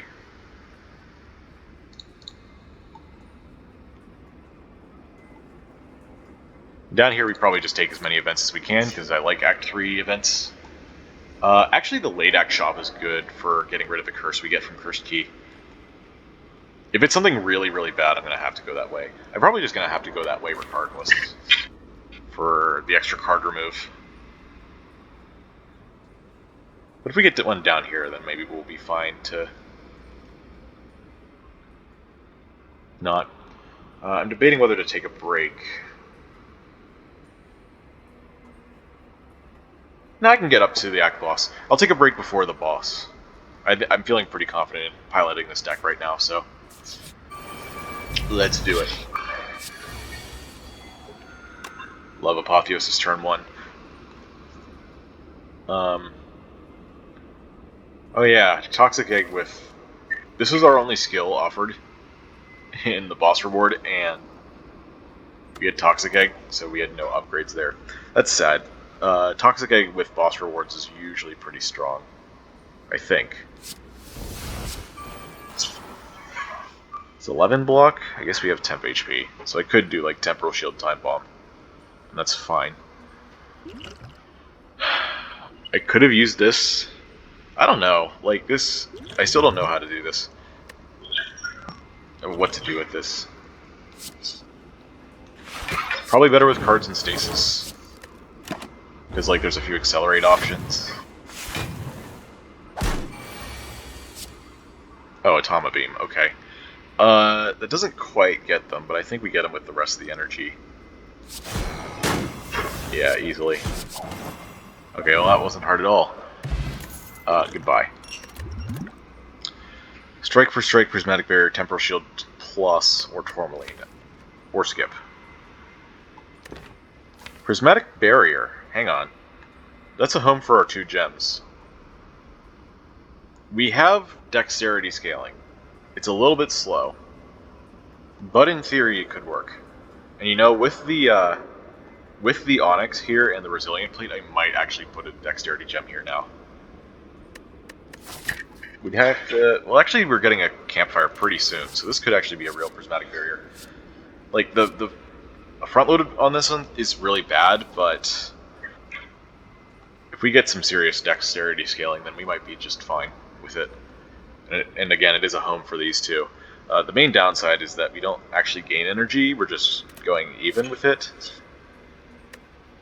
Also, I want another temp buff gem to put in it. I would take either strength or dex. I don't think we need more thorns than we already have, which is literally just one.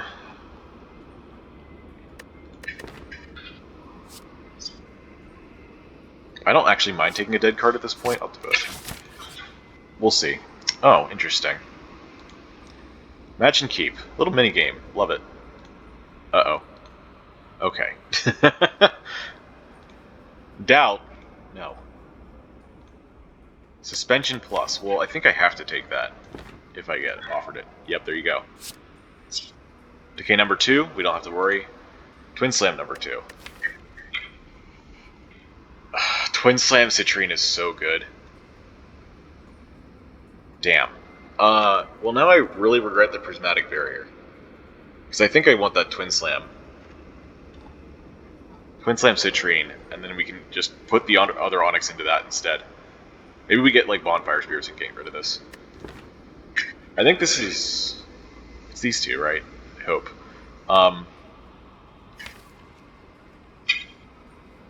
That's gotta be better than Prismatic Barrier.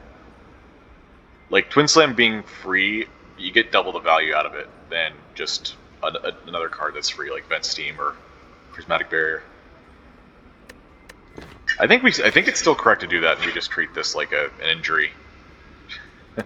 maybe we're lucky enough and we find more gems. We won't have to count down. Twin Slam. Let's do it. Okay. Another fight. Another day, another fight. I have 3 energy, so I can't actually afford to play with these. Thank you, Cursed Key. Put this in. Don't gotta miss out on a single thing. I guess we do this first. No, we do this first.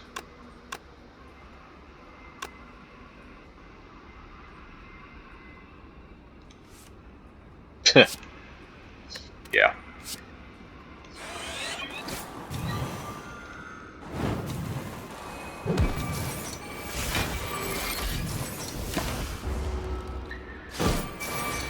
Okay. I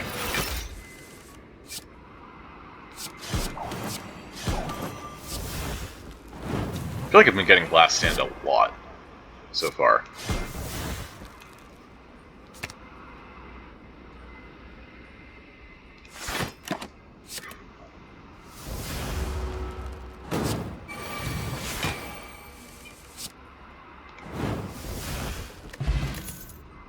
Hey, Giga Beam's back.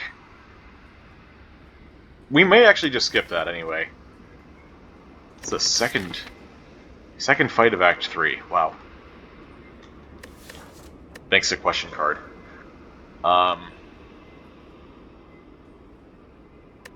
Giga Beam. I'm not really feeling it. Like, yeah, it does a lot of damage, but we're already doing a lot of damage. And also it takes up so much energy when we're trying to do other energy things right now. I wonder, though. Like, maybe it's good against... Actually, maybe it's a good idea against versus Reptomancer. Because we have 31 cards and only this much attack. We're going to get rid of a couple gems, of course. But one more way to get rid of Reptomancer daggers is fine. I guess Fire Potion helps a bit, in case we don't draw this. What else would be good? Also takes up a draw right now. Even with 3 debuff reductions, it's still a little bit risky with 31 cards. We can always put it into stasis for later, that's fine. I'm worried about how fast we can kill the heart. That's my main reason for considering this. Let's do it. Oh, right, Tiny Chest Curse Key. God. No, not before the super. No way. Alright, well that sucks. We could have gone this way, I guess. One less question mark. And we still would have gotten one up here.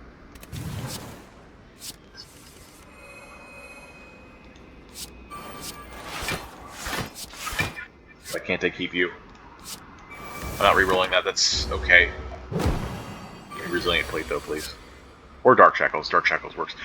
Wait, Last Stand works too. Alright, cool. What if you just didn't need to care at all?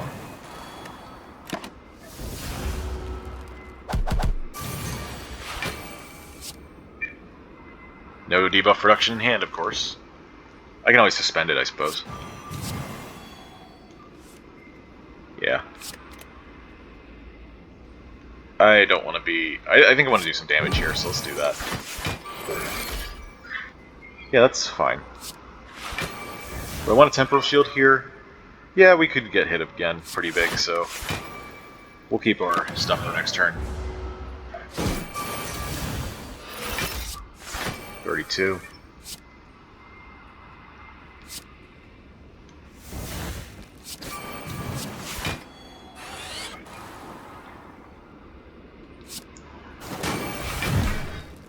$38. Okay. No need to risk anything there. Suspension for an extra card draw seems fine.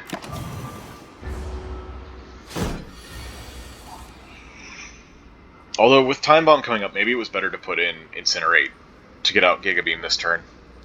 Actually, no, we just killed. 58. No? Well, maybe we take the Sapphire then. If we need to fill up gem slots, let's do it. Take the Sapphire.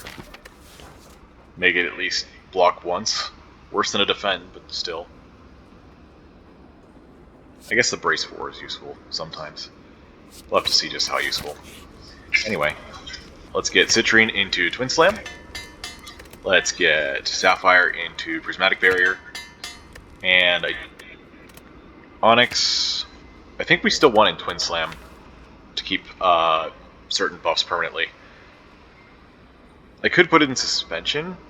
That would make a 0 cost debuff reduction for Giga Beam. But so is Twin Slam, isn't it? Yeah, let's just upgrade Twin Slam here. Alright. Super Elite. It is Giant Head. Oh, thank goodness you're here.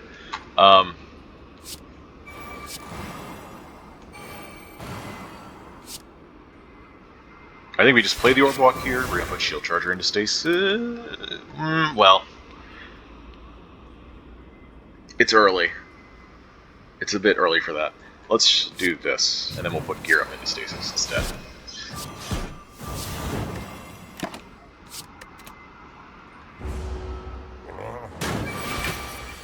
Alright.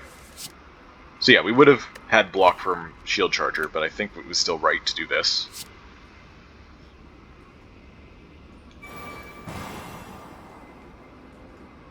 We don't have space.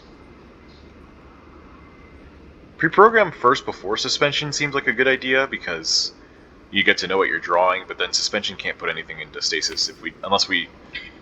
Yeah, like, there's a chance of Time Capacitor. I think we still do this, though.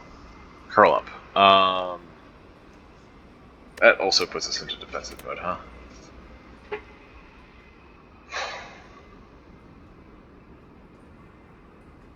I should probably just draw the defend. Yeah, that makes more sense.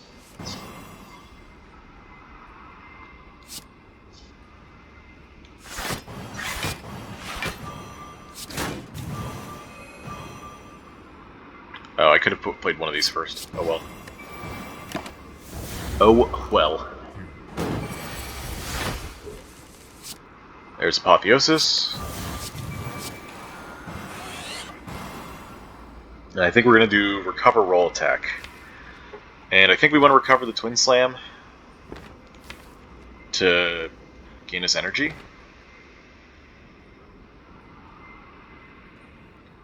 I also want to enter defensive for next turn with Gear Up, so... Although, actually, Recover Roll Attack already does that, but it costs 0, so why not?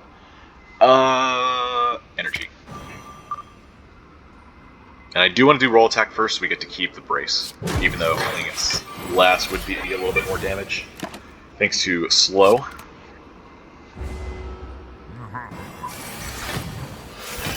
Devo production, please. Thank you. Another chrono boost.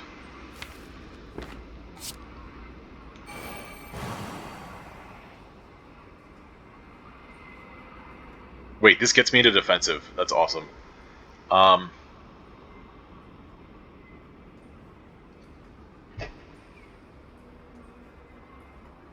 Do I want to play Time Bomb here?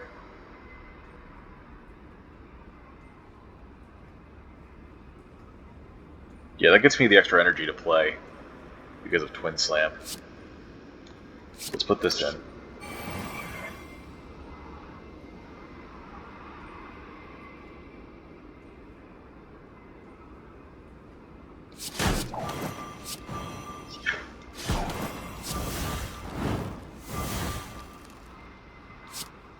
Do this first. Then this. Then this. Oh, right, I needed to play that. Alright. Can't put it in there.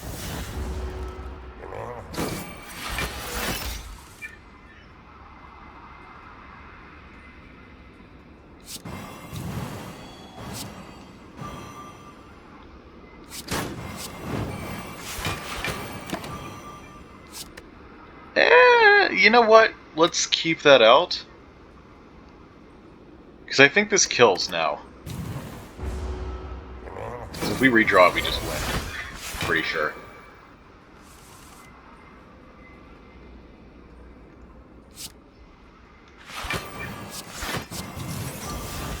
Do I care about one Thorns? No. This does way more damage.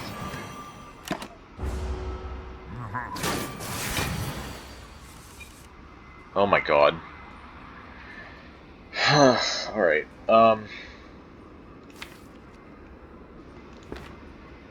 that's a pretty unfortunate draw order. At least I can enter defensive to stop some of it. Actually, can I just, like... 36 times 4 is 144. What if I did Resilient Plate and then plotted Temporal Strike?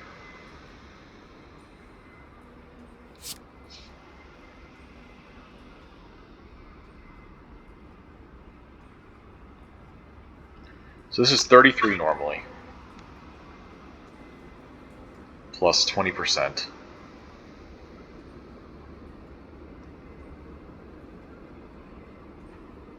$39.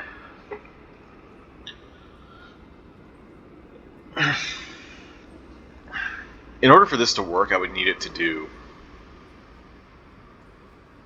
what on average? 161 over 3.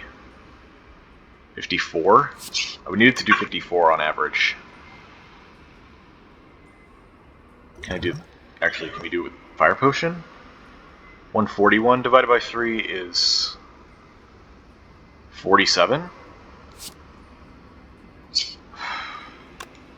I have to map this out. Let's see. 36. Well, sorry. 22 times 1.5 times 1.2 plus 24 times 1.5 times 1.3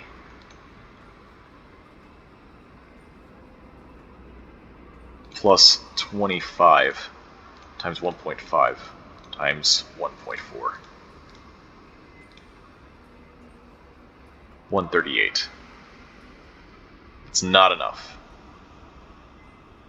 We would need 3 more damage. Ugh. Wait, we gained a strength from Chrono Boost.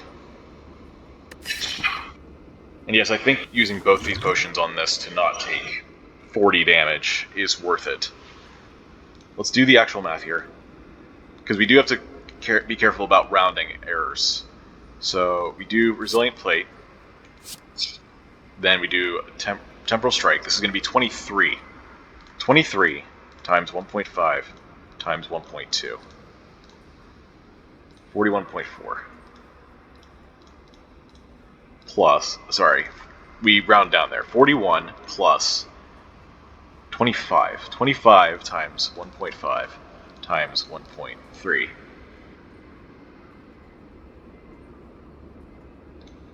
89.75. We have to round it down again. 89 plus... Actually, we gain 2 strength from this. No, we gain 4 strength from this. Okay, so that's way over, then. We absolutely have that. Yeah. Sorry, I don't know why I thought this was gaining 1 strength. Probably because I read this as playing 1 more card's gain 1 strength. Just read the 1 twice.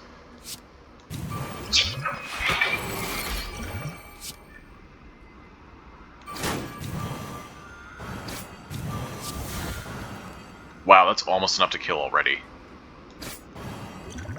Are you fucking kidding me? Are you fucking kidding me? What the hell? Alright. Still worth it. We would have taken 32 there. Molten Egg, you're a little late. Gem Finder. Actual Act 3 Gem Finder. Because we gotta fill Prismatic Barrier. And I want temp buffs. And we want something in suspension. That's insane. Why would anyone want this in Act 3, other than this situation? Holy hell. This is going in Twin Slam, like I said. Upgrade again. Might just recall. This upgrades to 0 costs. That makes it very playable. I do need the future plans upgraded at some point. I need to recall at some point. Do I have anything else that's super important? Giga Beam, not so much. We're probably going to put that in stasis, and then Apotheosis hits it. Shield Chargers are important, but we have Apotheosis for that as well. Although, maybe not as much as we want. Yeah, we're fine with just hitting this now. Okay. Now we got to take the curse. Yeah, that's not bad. That's a debuff we can reduce as well.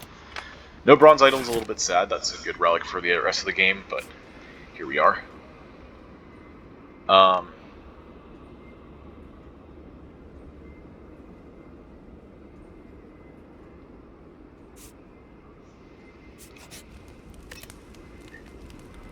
Future planes now? We could do it at the last fire. We could just recall now. And if something catastrophic happens, we can just rest as well, I suppose. Let's just recall. Give us the flexibility. And now we gotta make our decision. Do I go this way for the shop to remove the doubt?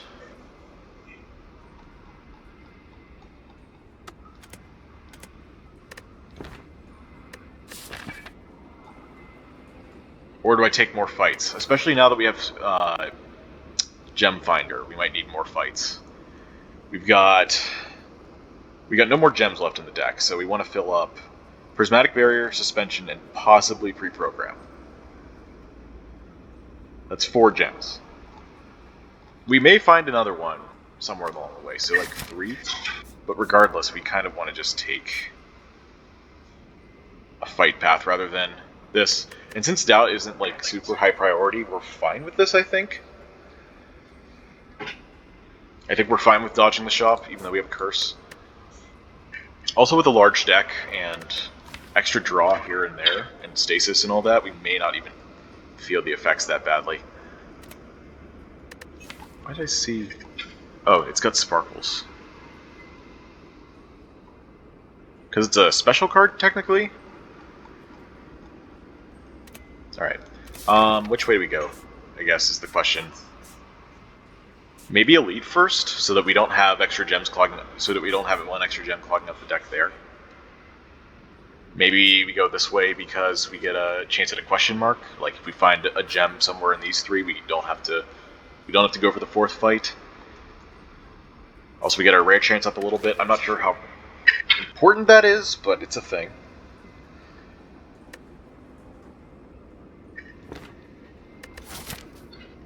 There's a chance at a shop here. Small one, but it's a chance.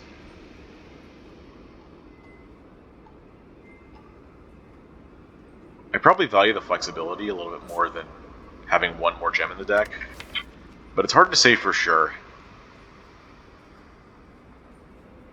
That one gem in the deck could actually kill me versus Repto, or even Nemesis, so let's go left. I guess there was also like potion chance to think about there. I don't know. This seemed kind of like a difficult decision. Hey, we got. Wait a minute, Giga Beam. It paid off. Goodbye debuff. Awesome.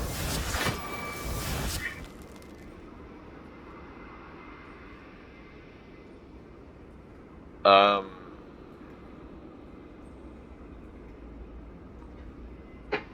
don't really want any of these in stasis.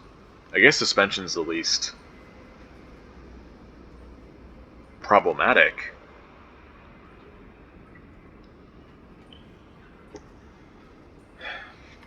But I might need, like, defend, curl up, temporal strike. Might need all of those. Depends on whether Repto attacks next turn or not. Completely up to that.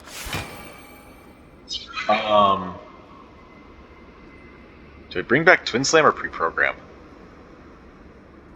Pre-program lets me look into the draw pile for the suspension draw again, which may be important.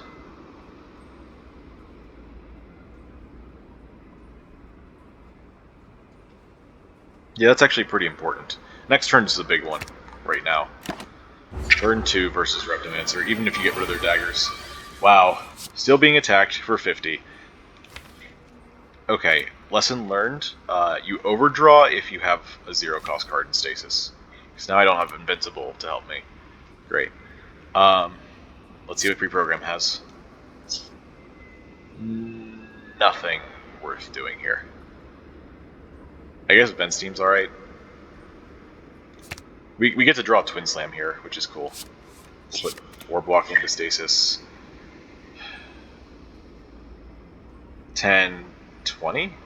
22, actually. Interesting. Not quite enough, but...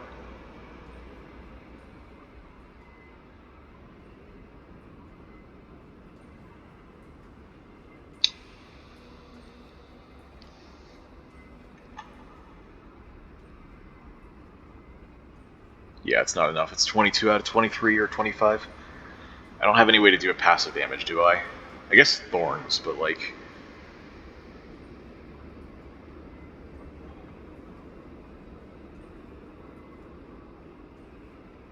yeah.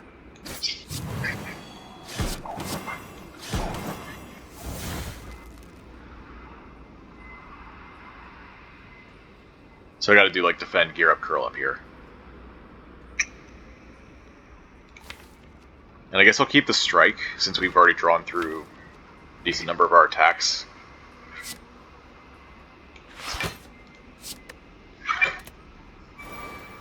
Alright. So, we blocked 33 out of 50, so we take 17 here, if I'm not mistaken.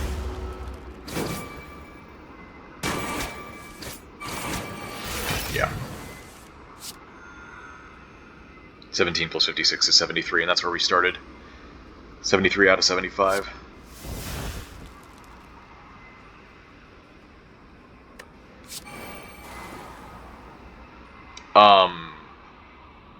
Roll attack is the only way to kill this? Okay. That kind of sucks, actually. Actually, we get an energy back, so I can play future plans. That's just fine.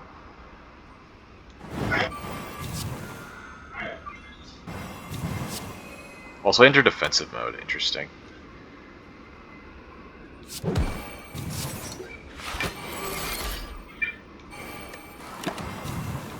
Shield Charger's in. Yeah, considering we took this much damage already, a loose gem in the deck may have actually hurt us. Way more than it seems like it would. This is doing 25. Awesome. You'll love to see it. It's doing 19. Now it's doing 20. Great. Awesome. Just play it. This is doing 102 damage, which thankfully does not kill Reptomancer. I would have hated to miss out on the Gem Finder because I bottom decked it. But yeah, it doesn't even matter. Boom.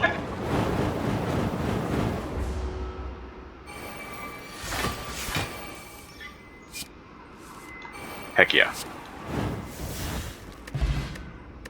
Bag of prep. I mean, okay, I don't think we overdraw. Again, another reason not to take Snecko Eye. Ruby's here. Okay. Amber's here. Okay, we have a choice. Okay, we gotta take the Emerald then. No Ruby in this, so we don't have to make a choice here. We're looking for specifically Ruby and Emerald. But here, Amber is something we're looking for on pre-program. I think that is probably better than the Ruby. We have another chance to get a Ruby anyway, so... I'm probably going to put Emerald in suspension first. That seems to make the most sense. More card draw means more chances at debuff reduction in hand. Which means we get to keep our most important stat, I believe, is Dexterity. Although Strength is, of course, good. Yeah, I'm going to take the Amber. Alright, so that's 2 gems already. You only got room for 2 more, but a buffer of some kind is nice because Gem Finder only gives you 3 out of 4. So I missed something. Okay, well there's Apotheosis again.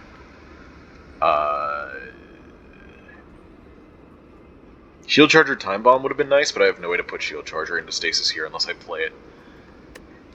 I'm going to do this so far. We need 29 block. We have 27. That's not bad. I could use the potion. Just to make sure we're pretty safe for the next couple turns. If I had Giga Beam, that would actually be really, really bad, I think. 56. Oh yeah, it updated. No, that would kill all 3. 56 would kill all 3. Also, we have Time Bomb to finish the job anyway, so we can actually net that. I still think we're going to wait. Oh, if I recovered, then play Temporal Shield, I get to defend back next turn. Let's do that. Okay. The thing handles the rest of our block. Temp HP. Alright, we gotta block this, though. Oh, that's not so bad. Let's go.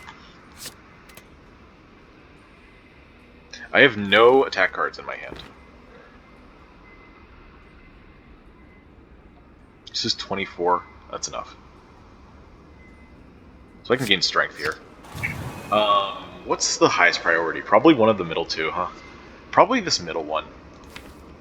Although, if I don't hit Giga Beam, I may have wanted to go for this. Let's do this, then. I have 9 strength, by the way. Oh, defensive. Okay, there you go. That'll do it. Thank you, Resilient Plate, for the extra brace.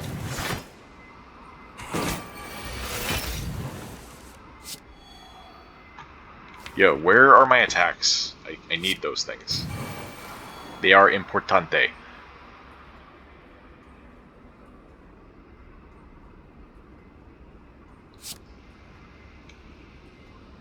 Okay, well there are all my attacks.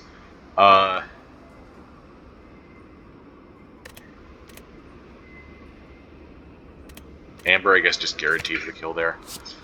Let's do this. Okay, we actually full block because of all the temp HP. That's good. And then we just win next turn. We do want to still play our Gem Finder first. Let's not forget that. Alright, thank you, Giga Beam, for coming in clutch again. 133. Another Amber. There's also an Aquamarine here to make this a ×4. There's another... Oh, it's a Prismatic card, but not Prismatic Barrier. Do I want another Amber? For, like, Prismatic Barrier? I think I'd rather have the temp buffs. Well, I guess it's gonna be a Ruby. I think we are just gonna skip this. We want that. We want, Dex. We want the Emerald now. It's getting a little bit dicey. With all the extra gems in the deck, we're starting to see them more often. We get to put Shield Charger in stasis with Future Plans. That's cool.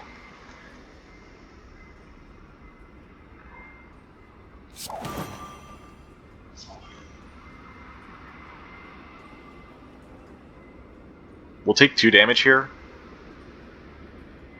I could, like, play Shield Charger, then play Temporal Shield.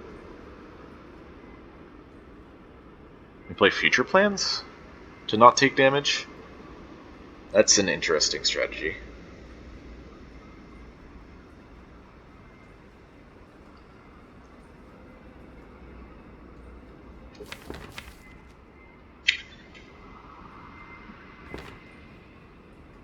Sure, let's do that way.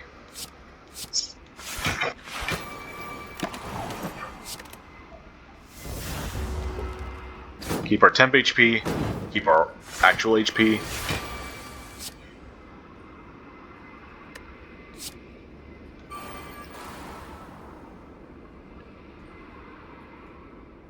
I probably want to still deal damage, so I'm going to do this.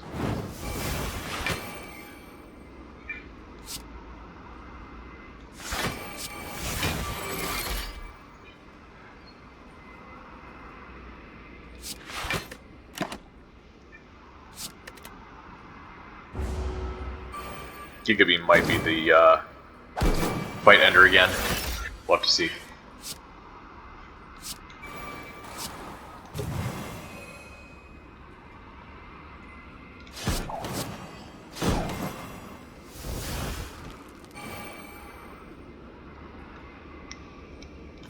Recover on...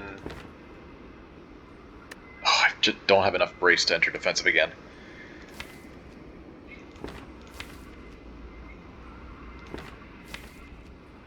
Would like to have block in play for Giga Beam. That's why I wanted that.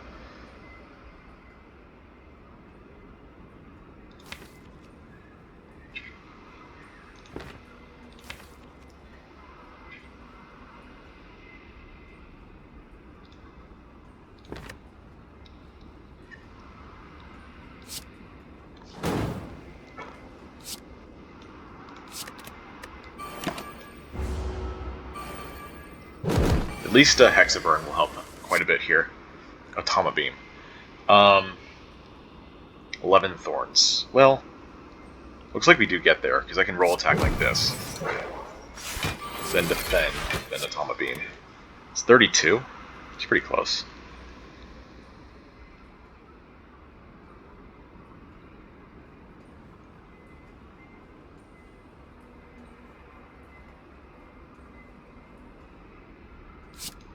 In fact, I can even do this because of all the temp HP I have.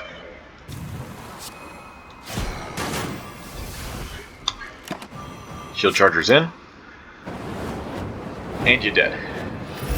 Oh, I didn't play the thing. Oh well. Suspension plus again. No. Maybe. It's a good card.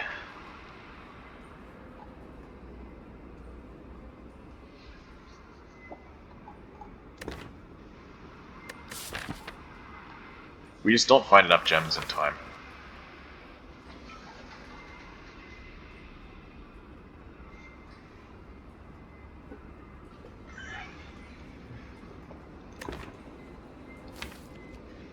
But another way to put cards into stasis isn't so bad.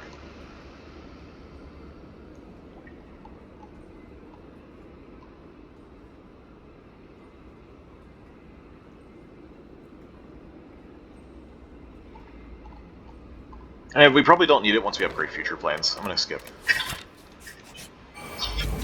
Okay. Hey, Jump Fighter turn 1. That's good. Is this a Giga Beam moment? I guess it is. We don't have anything better to do with this turn. Actually, Shield Charger might have been a good thing to do with this turn. Because I don't have future plans yet. Let's play Gear Up here. Yeah, 37 turn 2. At least I have this play.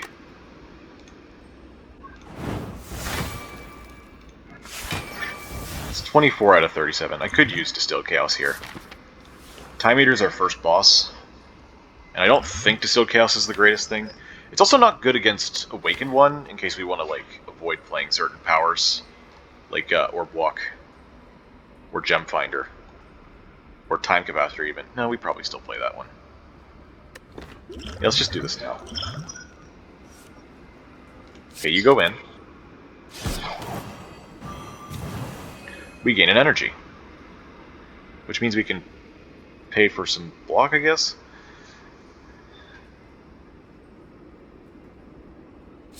Yeah, it's not so bad. You take 3. That was probably worth it.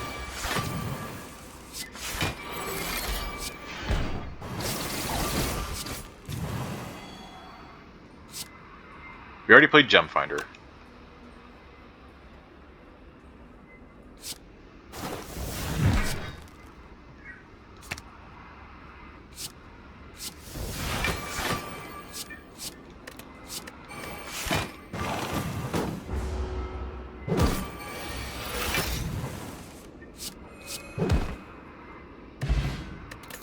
Alright. And we got an emerald. We got a quartz. You're late! Again! Okay. Well, what else is here? Shield Charger Plus? Let's take that instead. We'll take the emerald. Alright. We got 2 emeralds and a ruby, so that means an emerald is going into Prismatic Barrier with the ruby, and then Suspension's getting the other emerald.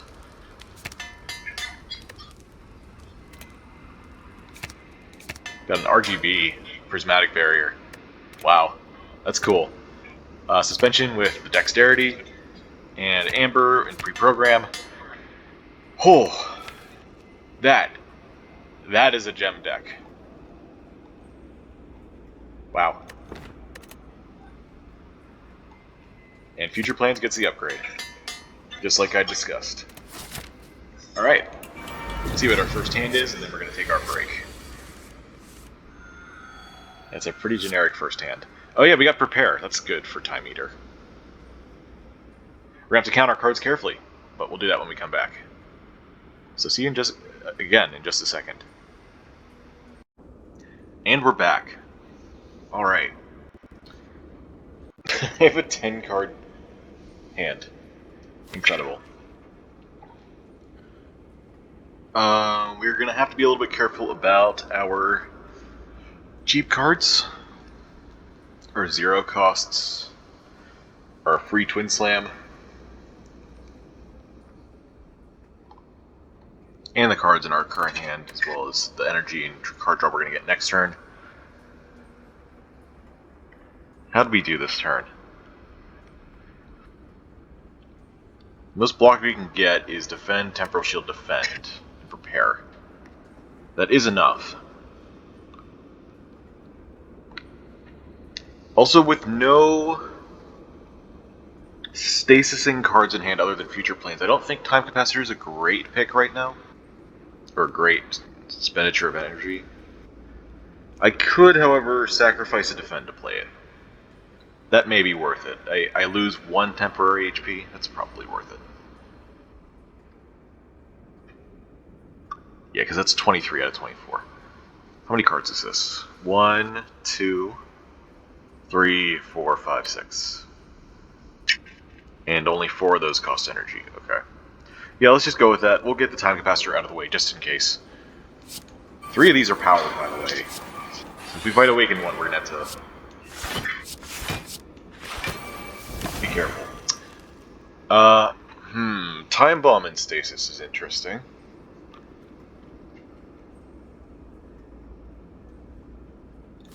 We haven't gotten any Brace yet, so I kind of want to put this Defend in. Especially since we drew so many of our block cards already.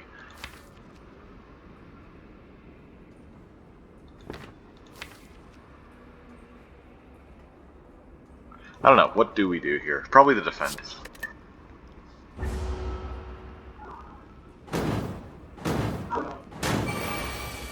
It's 32, of course.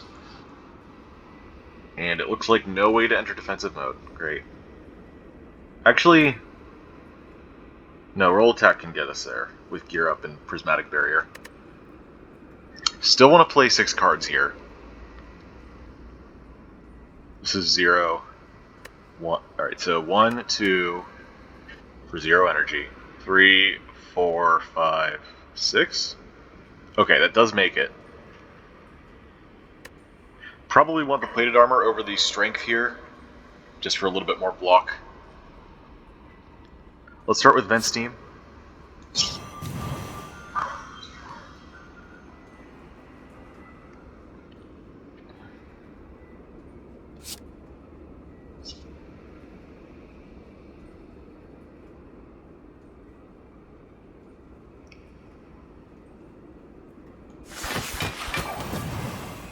Oh yeah, that blocks for 9, I forgot. And then we can play recover for another... Okay.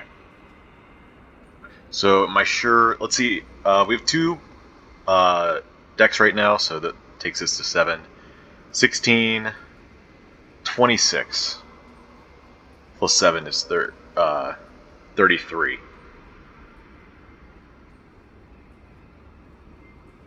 And the roll attack takes us down by 2, so once we roll the clock over, it'll actually only be 32 anyway.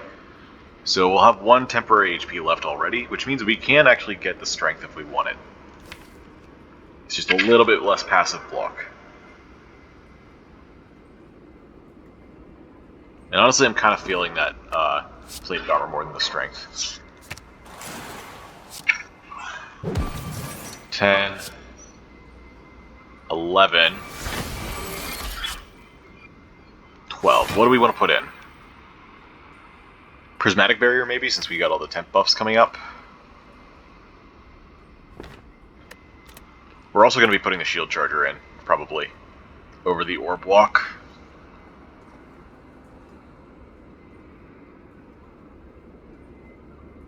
Yeah, let's get the scaling going. Do we need this? I actually don't know what they're doing next turn. We know they're not doing the big attack, so it could be the small one. Which means we wouldn't need Shield Charger for that. Or if they're doing their debuff turn, we wouldn't need the block from Shield Charger either. We also got 2 more Shield Chargers coming up. Maybe the Orb Walk is better. I feel like it's a little bit risky after that, but... We've got a couple block cards coming up. Let's put the Orb Walk in. Let's not waste our Shield Charger. 10 times 3. Okay.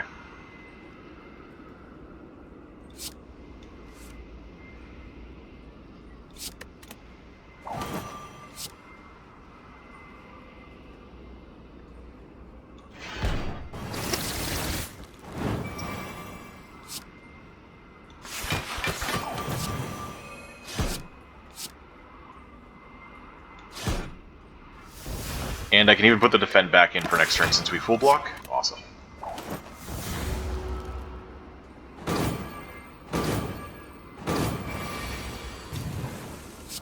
Alright, we're at 6. So we'd like to play another 6 this turn.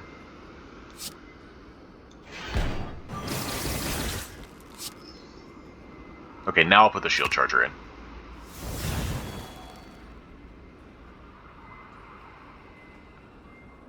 Do I want to use the Dark Shackles here?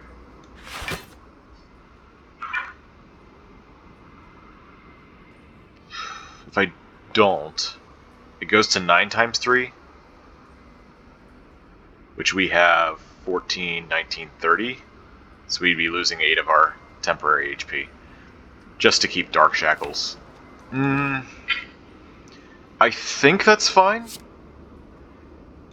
because once these Shield Chargers run out, this is going to become more important. Also, if they do their single attack that puts slimes in the deck, we might be grateful to have a card that doesn't exhaust in the draw pile. Alright, so far it has not been difficult to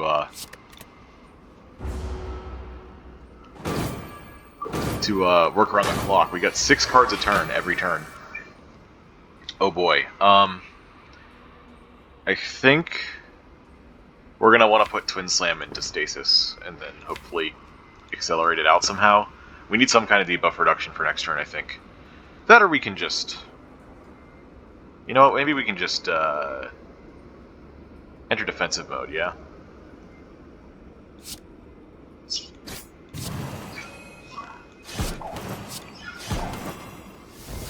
Or we can just split. We could do that too.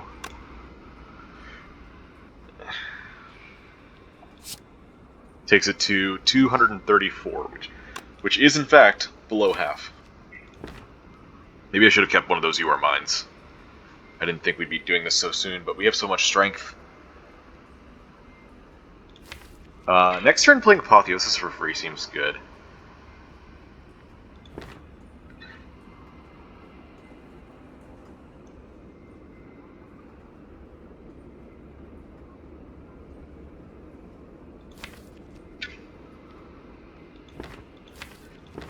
Okay. We're not going to play Curl Up either. We're going to keep Dark Shackles for next turn to cleanse their current strength.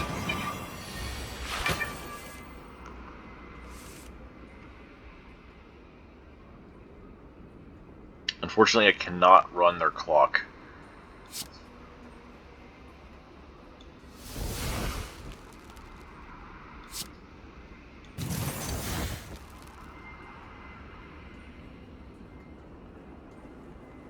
Maybe this is fine? Do 5 cards, we put Vent Steam in stasis. Well, I want the vulnerable, but I wonder if we have to put Shield Charger in. Oh, actually, we don't have to choose, do we? We just play it. Just play the card.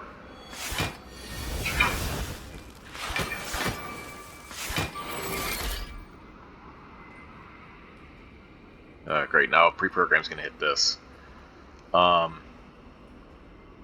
Eh.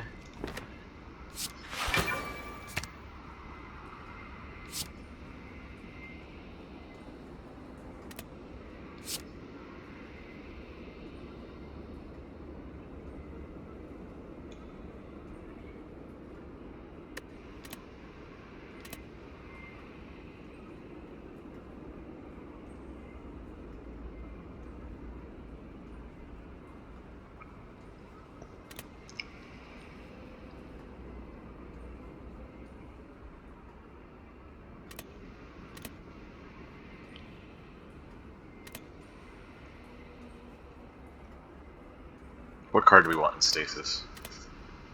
Maybe Incinerate Plus? That makes sense.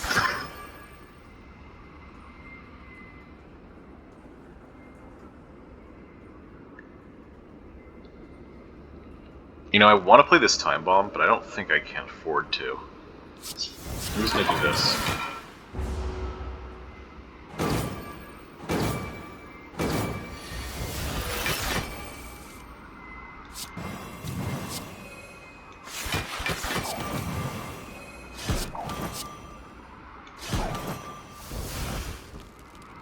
And we don't have to play Temporal Shield because this will be able to accelerate this out next turn. So let's just focus on doing a bunch of damage. And the next turn we should have a kill with Giga Beam. Easily. Yeah. Alright. And we didn't fight Awakened one. That's good news.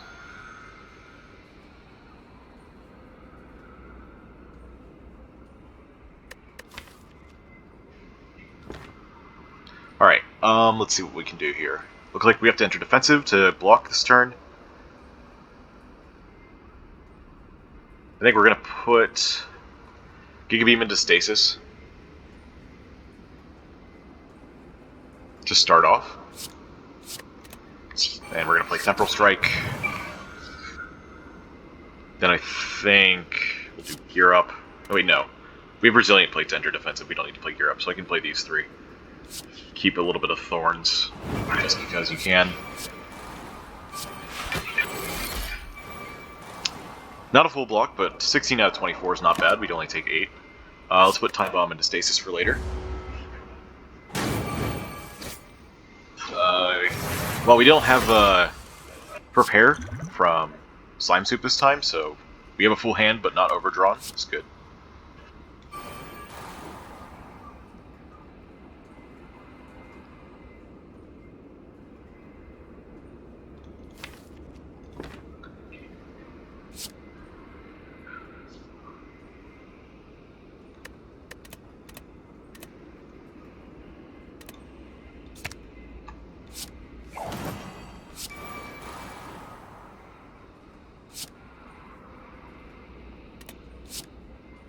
I could have accelerated that out. I don't have any debuff reduction though, so I think I'm going to pass.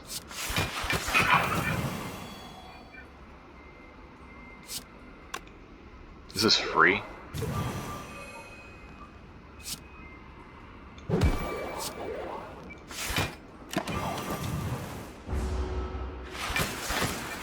Alright, debuff reduction, please.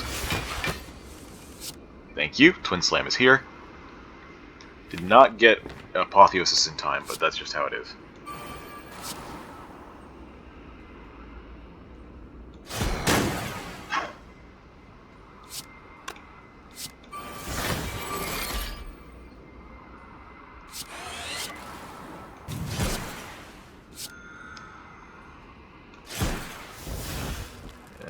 We use Invincible this turn, I guess. That's what it looks like. And we're gonna end this fight pretty fast, I think. Do I put this in? Yeah, we'll do both. Alright, good thing we heal up after this.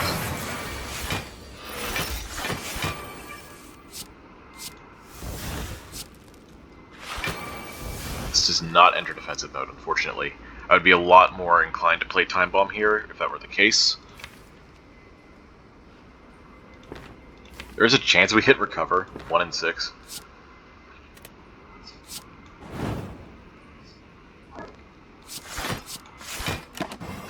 You know what? I can just do this.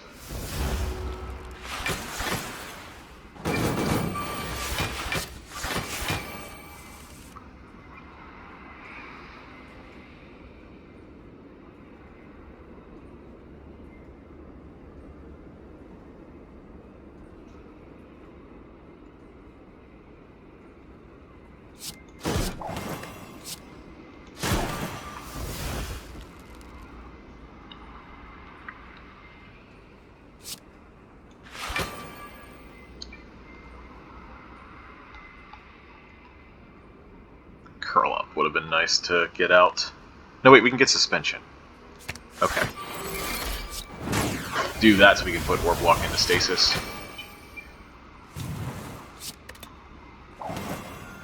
Then I guess play Slime Crush? Sure. Put our last shield charger in.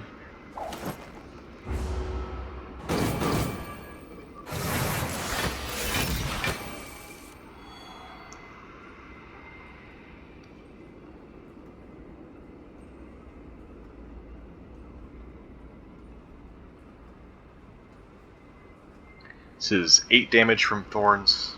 Actually, this is 12 Thorns damage. So we need 23?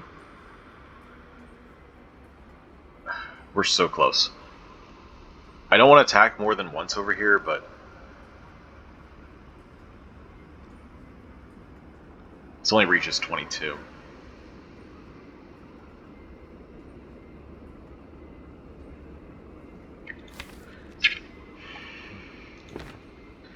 I don't need to worry about block at all, so why don't we just do this? Just attack all over here.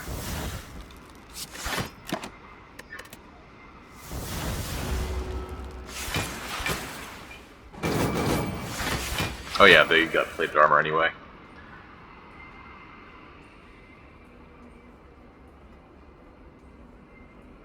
Hmm.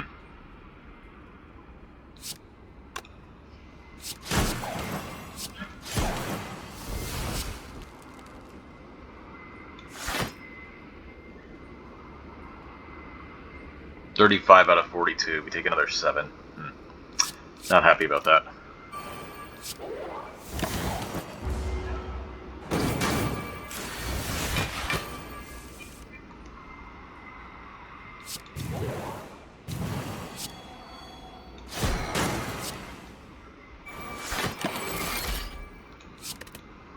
Oh well. All that matters is that we're alive here. We might have to worry about our HP in the heart fight, but we're doing pretty good here. 410 gold for the last shop.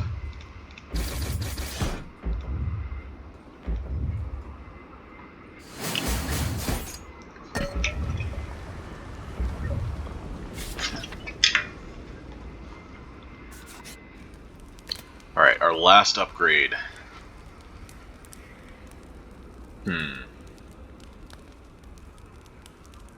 Time capacitor, pre-program orb walk, shield chargers. Those all seem reasonable. I feel like pre-programmed to have the ability to hit more cards is better than most of these other ones. I don't think we need orb walk or shield charger upgrades. Time capacitor upgrades upgrade so that we don't have to wait for Apotheosis to play it for 0 energy. Seems pretty good though. I'm gonna stick with this. Alright, what do we got in the shop? We've got Donu's washers. Honestly, kind of feel like that's a good idea. Art of War. Maybe?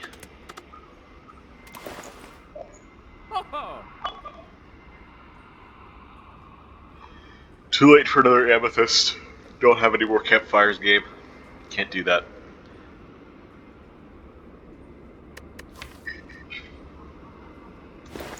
I can see myself buying these two and then a potion. This is 330, so we have enough for 80, which is a weak potion. That's pretty good. Against the heart specifically, though, it would have to be.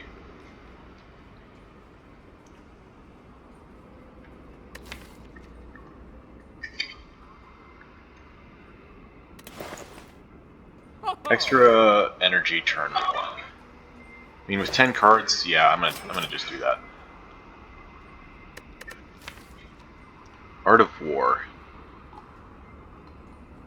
We have 33 cards and 10 attacks. So that's like a third of the time. So we're probably getting at least 1 attack per hand. The only ones I probably would skip are Giga Beam and Time Bomb. All the others I really want to play. So maybe it's better to just card remove the Doubt since we're going to have a Void in our draw pile now. And then I guess pick a potion. Probably, actually Liquid Memory, since we can afford that now, would be pretty good.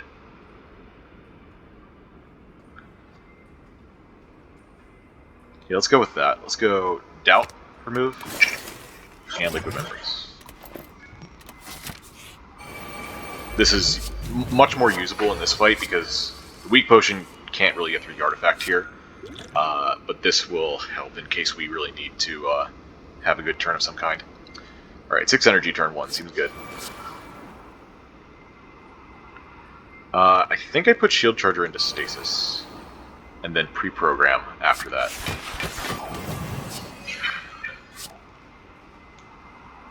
Put Orb Walk in, seems good. That's 23 out of 33, and then Full Walks. Oh, and I enter defensive as well, okay. And I'll draw another card next turn. Okay, good turn 1. Thank you, Donu's Washers. Probably the best Donu's Washers I've taken so far. Not that it's a bad relic, just the best one I've had so far.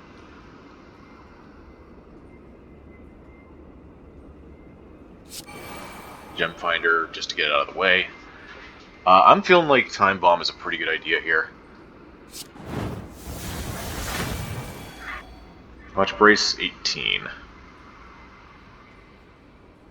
I don't think I can enter defensive mode here, but I can at least get that, then do like this. I have future plans in place, so I can put Shield Charger in. We're gonna have to worry about this now. Oh, I should have... No, I had no way to enter defensive. I was thinking I could have used Liquid Memories. We'll figure something out.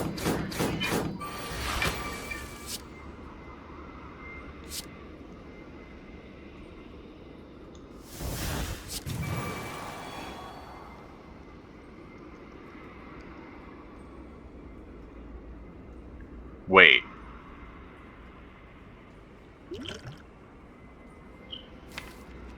We Liquid Memories the Giga Beam.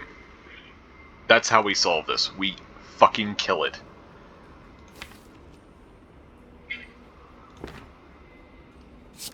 And then we don't have to worry about next turn. This guy never attacks next turn.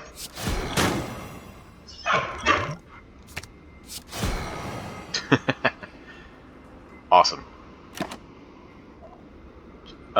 We want something 2 turns from now or more? I guess it's all of these. I guess it should have been Twin Slam, so... No, Prepare Crush. Oh, I get to keep it. Cool. Add a common gem. No. Tricky's Bolster Rod. That's good for the heart. Another pre-program. Oh, and it's upgraded. There's a hole there. Alright, we fixed the hole. Do I take another pre-program?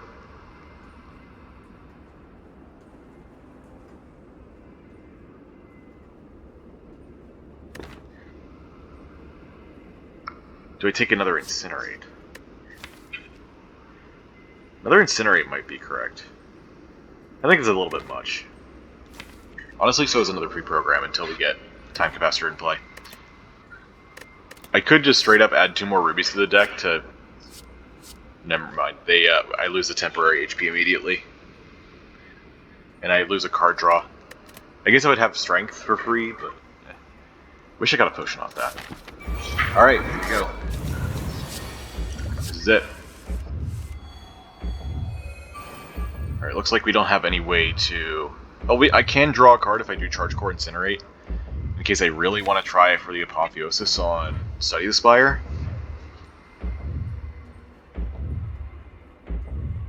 Twin Slam's pretty good, though. Twin Slam, Recover, Incinerate, I think is even better a play.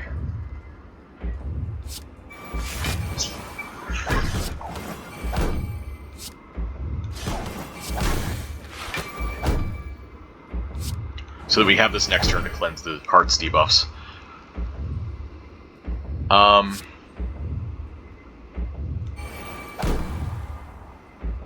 We also don't have Slime Soup active this, so we can draw another card, I think. Turn 2 we'll have 6, 7, 8 cards. Am I getting any more from anywhere? Maybe Centennial Puzzle. And I'm also not going to have the energy for... but there's going to be statuses. I should probably do this. Okay. Oh, right. Yeah, I will do that one. I said 8 cards, right? Oh yeah, there's one more here.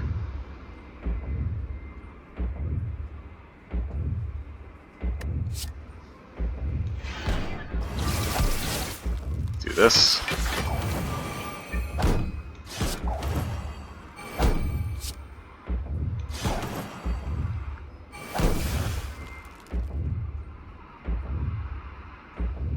And I kind of want to block the next turn hit as well, so I think I will enter defensive here. Also, we do a ton of Thorns damage like this. What do we want in Stasis? Honestly, putting Giga Beam is kind of a 50-50 whether that'll do anything, because the Thorns damage versus the multi-attack might just damage cap the heart. Although I did already get Incinerate with the Thorns in it, and didn't keep any, so this is probably the most Thorns damage we're going to do for a while. Time Bomb. We'll keep Time Bomb for later, maybe. Yeah, we'll put Giga Beam in. Big damage.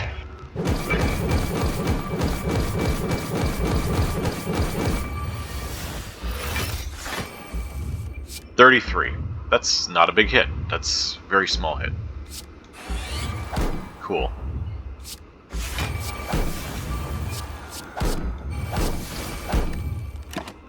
I'm not putting the shield charger in.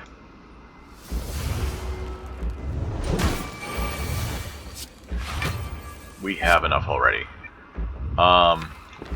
Would like to get to this Apotheosis as soon as possible, though. Sheesh. I think I will put this shield charger in, though. Okay. Well, next turn we're not going to have any temporary buffs, I don't think. Well, we could have Suspension or Vent Steam. We don't have any way to accelerate this out. Well, we have Temporal Shield. So that's not actually true. So I guess it comes out next turn then, actually. So if it comes out next turn anyway, I should probably put Apotheosis in. Oh wait, no, we're gonna... No, I confused myself. I was thinking we're gonna put the Shield Charger in, but that comes in after. So accelerating that doesn't actually trigger the Shield Charger. There is the idea that like I play the Apotheosis before Temporal Shield, though. What are the odds I play Resilient Plate?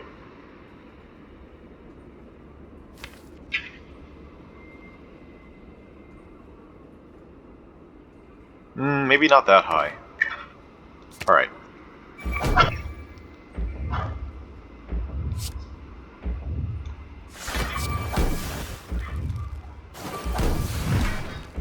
Alright.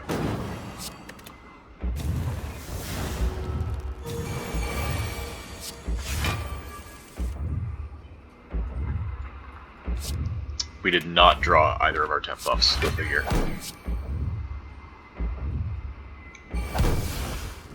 But we can do this.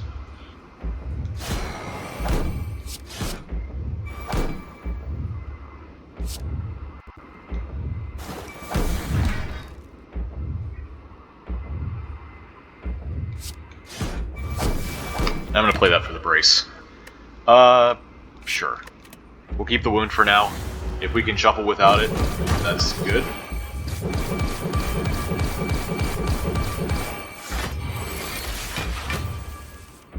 Okay, we have defensive mode for a couple more turns. That's cool. We're about to shuffle our draw. So I probably want to play Dark Shackle's Vent Steam here? For...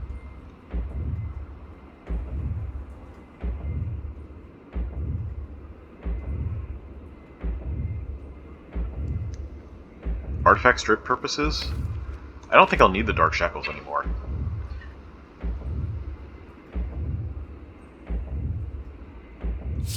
Let's start with that. I don't know how many of these I want to actually shuffle without.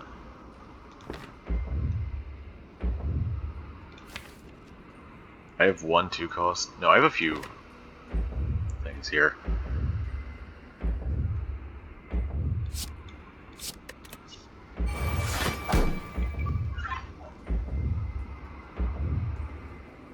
Let's shuffle without the strike. Because I can just put it into stasis. Okay. Alright, well, I mean, we could just do this now, then. No, let's save it, so that if we get the Vent Steam in time, it'll do extra damage. There we go. No, let's not do that this time. We already shuffled, we don't need to clog our hand. Okay.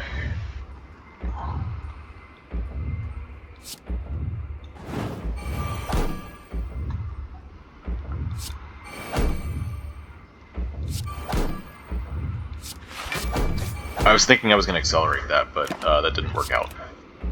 I should have just played the defend or something. Okay, we got roll attack. That would have been a lot closer than I wanted.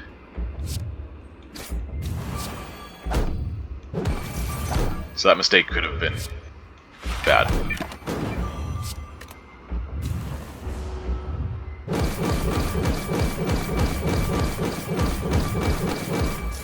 The damage cap no longer is relevant.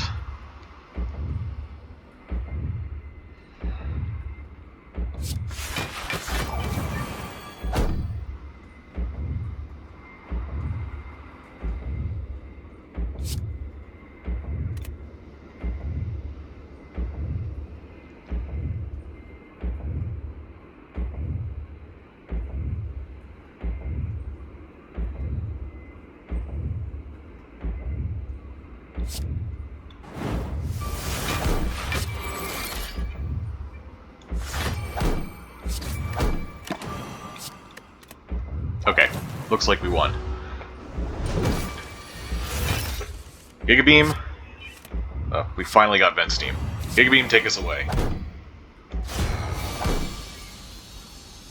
Awesome.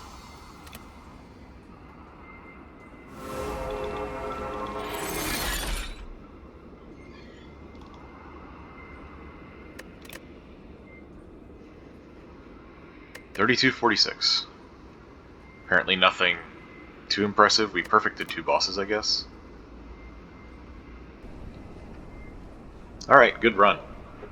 Feels good to have a gem run. I wonder if I'll be able to take advantage of gems more in the future, like I did this time. I feel like the deck at the end got pretty big, so getting to important things, like Apotheosis or Vent Steam, became a lot harder. Thankfully we had enough stuff going on with our debuff reduction and shield chargers to keep us afloat until we were able to get them in play. I think overall, just a very solid run. Oh my gosh, we have so many common cards. Like this is the big thing though. Like if you have a build that you just have to take the common cards for, then the gems are probably going to work out. Maybe I should take the common cards more for that reason then. Maybe I should take socketed cards more. But yeah, we got 1, 2, 3, 4, 5, 6, 7, 8, 9, 10, 11. 11 common cards. Plus almost all of our starter cards. We removed 2 strikes. I feel like usually I have like 5 or 6 commons. Maybe 7. Yeah, I might have just been underestimating gems in general, or socketed cards in general. They may be better than I've been giving them credit. How many of these are even socketed?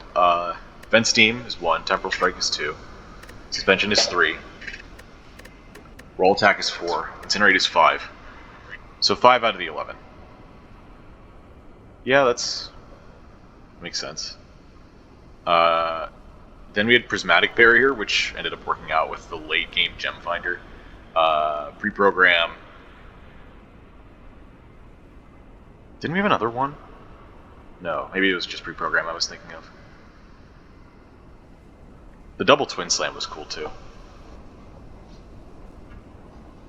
What else to talk about? I guess the fact that like every single relic except for Tiny Chest was awesome. I guess Regal Pillow was okay. Like it did something here, but that's it. And we didn't even need it. We didn't need the HP for the rest of the game. For the rest of the act, we beat all 4 fights at the second half of Act 2 with 0 damage taken. So yeah, Regal Pillow and Tiny Chest just did nothing. Everything else though, Vajra went into Impeccable Pex, so did Broken Tooth. This drew cards. He's got his cards in energy. The eggs are great. Bag of Prep Donu's Washers is great. Yeah. Yeah, overall just a very strong run, especially with the relics. So I hope you enjoyed watching this episode.